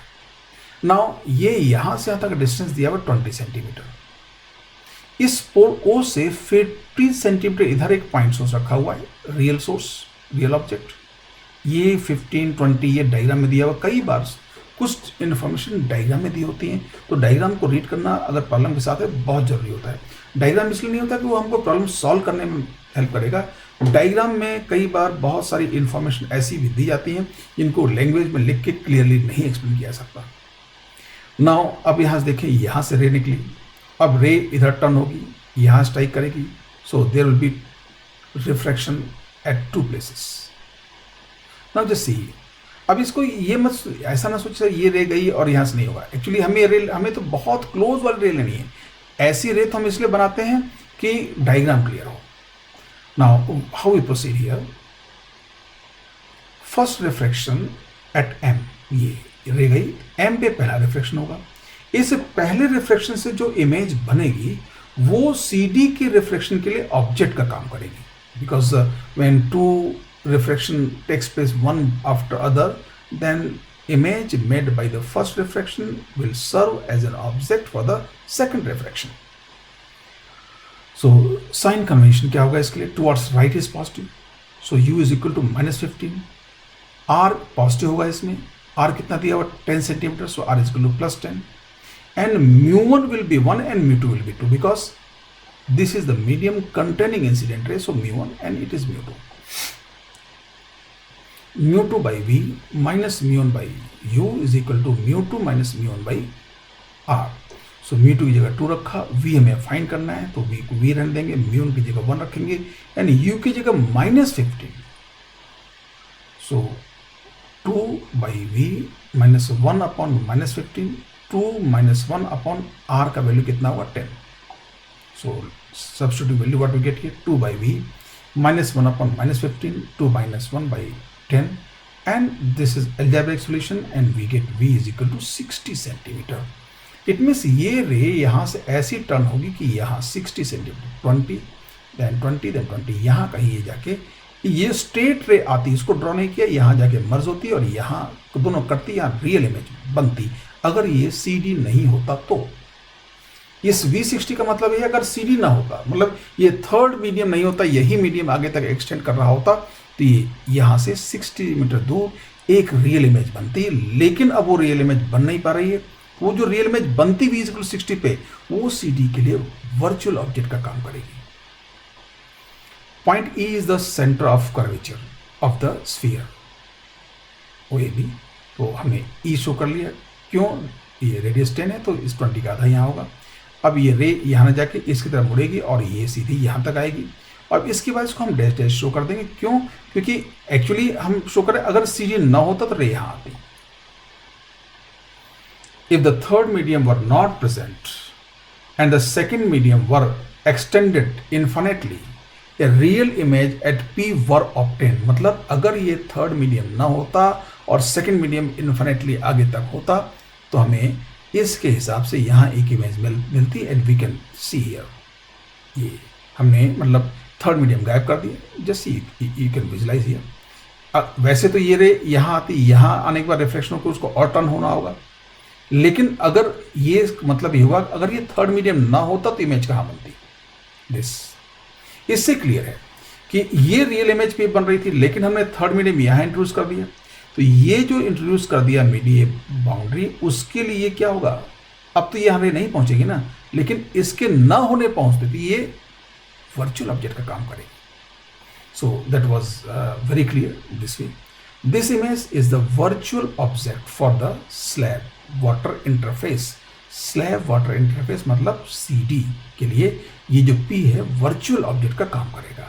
अब फर्दर हम let us see how we can solve second refraction at N। वो अब देखिए हमने वही डायग्राम दोबारा बना लिया। अब CD को इंट्रोड्यूस कर दिया, क्योंकि CD था यहाँ पे। अगर CD ये मीडियम ना होता, यही मीडियम आगे तक फैला होता तो ये रेस सीधे सॉलिड चली जाती, बट यहाँ पर रिफ्रैक्शन होना है तो ये डैश डैश शो कर दिया इस वर्चुअल ऑब्जेक्ट की पोजीशन दिखाने के लिए। अब यहाँ रिफ्रैक्शन होगा, अगर ये नॉर्मल ड्रॉ करें, ये 2 है, ये 4/3 मतलब कम है, तो नॉर्मल से अवे मतलब और अंदर की ओर मुड़ेंगी दिस वे। तो यहाँ कहीं अपने को एक रियल इमेज मिलनी चाहिए।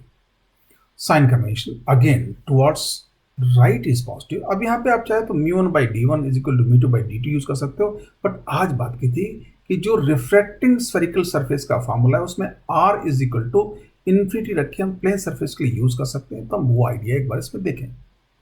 u is equal to 40 y 40, because अब डिस्टेंस यहाँ से मेजर करेंगे। ये यहाँ से यहाँ तक 60 था, कैलकुलेट किया, ये 20 है तो ये डायग्राम से दिख रहा है 40, तो u प्लस 40 क्यों, ये साइन कन्वेंशन के हिसाब से। And r is equal to infinity this way. And now put the, अब इन वैल्यूज को μ1 क्या होगा इसमें 2 और μ2 होगा 4/3। So μ2/v minus μ1/u is equal to μ2 minus μ1/r। μ2 just again I am revising 4/3, μ1 2 or r infinity.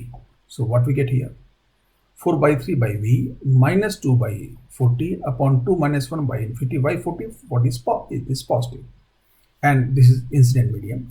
So by solving this, अब देखिए यहाँ से ये 0 हो गया, again μ1/d1 is equal to μ2/d2 आपको easily मिल गया। So it is not going to make a great difference, but इसमें confusion नहीं होंगे। So प्लेन सरफेस रिफ्रैक्शन पे भी मैं एडवाइस करूंगा कि अब स्फेरिकल सरफेस वाला फॉर्मूला ही यूज करें इमेज ऑब्जेक्ट फाइंड करने के लिए।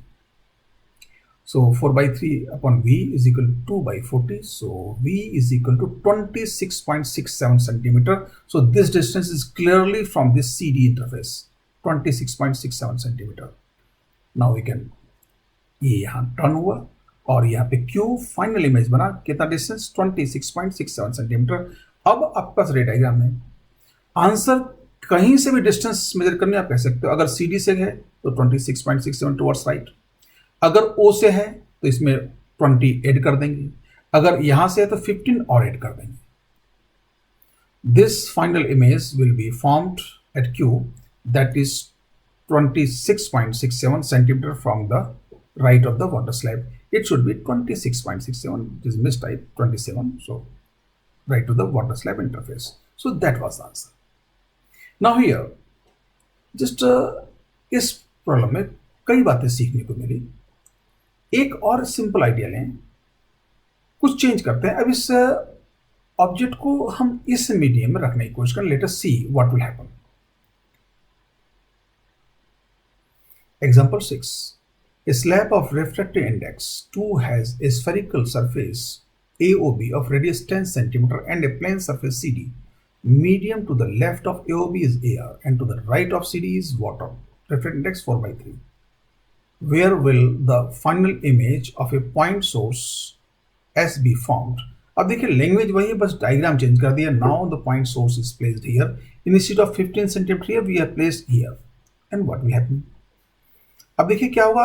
Where will the final image be formed. अब इसमें एक फाइनल इमेज में एक रह गई यहाँ निकल गई और वो रह गई उनका इमेज. बेसिकली फाइनल इमेज इसमें कहती है अब आपको देखना कहाँ से है. अब ये तो कहा नहीं ऑब्जर्वर कहाँ पे, but most obvious size observer will be outside. देखिए ऐसी चीजों में एक कॉमन सेंस डिसीजन आपको एग्जाम में लेना होगा. अब बोल सकते हैं सर ये तो कहा ही नहीं मीडियम, ऑब्जर्वर कहाँ है, यहाँ है, यहाँ है. अब देखो ऑब्जर्वर ग्लास में तो हो नहीं सकता. अब या तो यहाँ होगा यहाँ होगा. अब पानी में ऑब्जर्वर है उसके लिए स्पेशली कहा जाएगा. ये सेटअप है, उसको हम लेबोरेटरी में बाहर से ऑब्जर्व करेंगे ना. मान लो कोई डिवाइस से बना रहे हो, एक्सपेरिमेंट कर रहे हो, तो आप क्या उसमें अब ये 10 सेंटीमीटर 15 सेंटीमीटर 20, क्या इसके अंदर कोई ऑब्जर्वर जा सकता है? ऑब्जर्वर आउटसाइड होगा. तो कई बार ऐसे डिसीजन हमको लेने पड़ते हैं. So we are observing from here. So a ray will go and be refracted somewhere at AOB. First refraction at M. This. अब देखिए ये रिफ्रैक्शन के बाद रेज, अब इसका रेडियस था 10, तो 10 यहाँ पे, तो यहाँ से ड्रॉ करेंगे. तो रिफ्रैक्शन के बाद ये रे नॉर्मल से दूर, मतलब थोड़ा इधर मुड़नी चाहिए.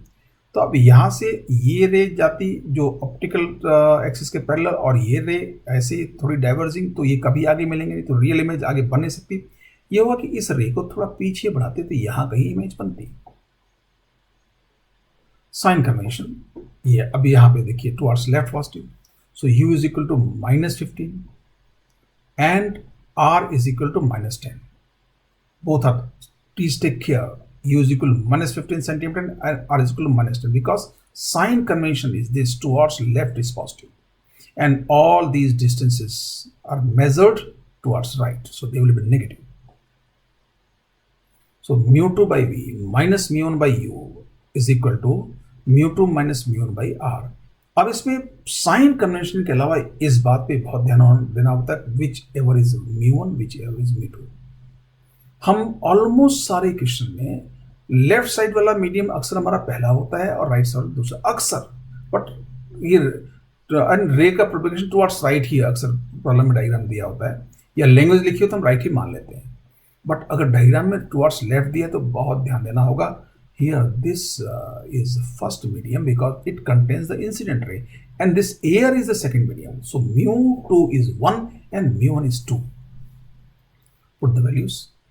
1 upon V minus 2 upon -15 upon 1 minus 2 upon -10. By solving this, V is good to get -30. It means यहाँ से 30 सेंटीमीटर, तो 20 10 सेंटीमीटर. एक्चुअली ये रे इधर टर्न हुई. अब इस रे का बैक एक्सटेंशन यहाँ आएगा, तो ये बैक एक्सटेंशन एक मैथमेटिकल लाइन है, कोई रे ऑफ लाइट नहीं है. तो यहाँ सेकेंड रिफ्रैक्शन होगा ही नहीं. तो ये जो इमेज है यही फाइनल इमेज होगी. This way. Point E is the center of curvature of spherical surface. तो हमने ये शो कर दिया नॉर्मल यहाँ से ही. अब देखिए ये यहाँ से गई और यहाँ पे वर्चुअल इमेज दिखाई देगी. ये लाइट रे नहीं है इसलिए यहाँ रिफ्लेक्शन नहीं होगा. सो जो P बना यही फाइनल इमेज है. there will not be any reflection at N as there is no light ray. वहाँ लाइट है ही नहीं. Finally, a virtual image P will be obtained 30 centimetre to the right of pole of the spherical surface. यहाँ से 30 centimetre दूर ये image मिली. अभी भी कह सकते थे CD से 10 सेंटीमीटर इधर एंड वॉट एवर डिस्टेंस कहीं से मेजर करनी है, अगर आपने रे डायग्राम बनाया हुआ तो without any confusion you can tell the answer.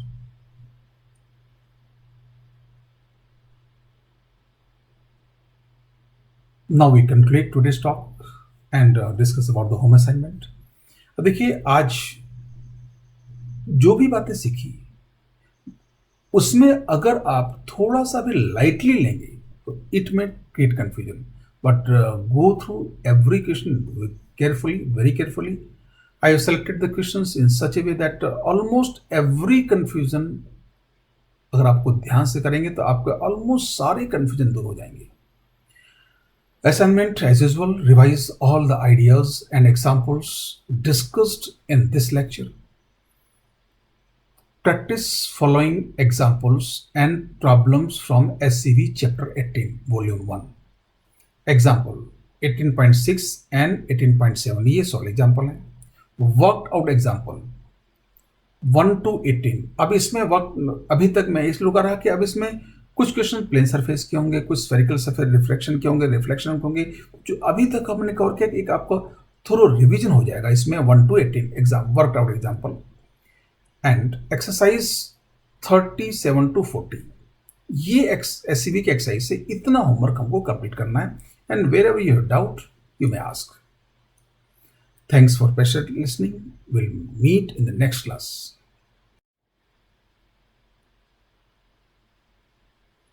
I'm never content until I have conceived a model of what I am studying. If I succeed in making one, I understand. Otherwise, I do not. Sir Lord Kelvin.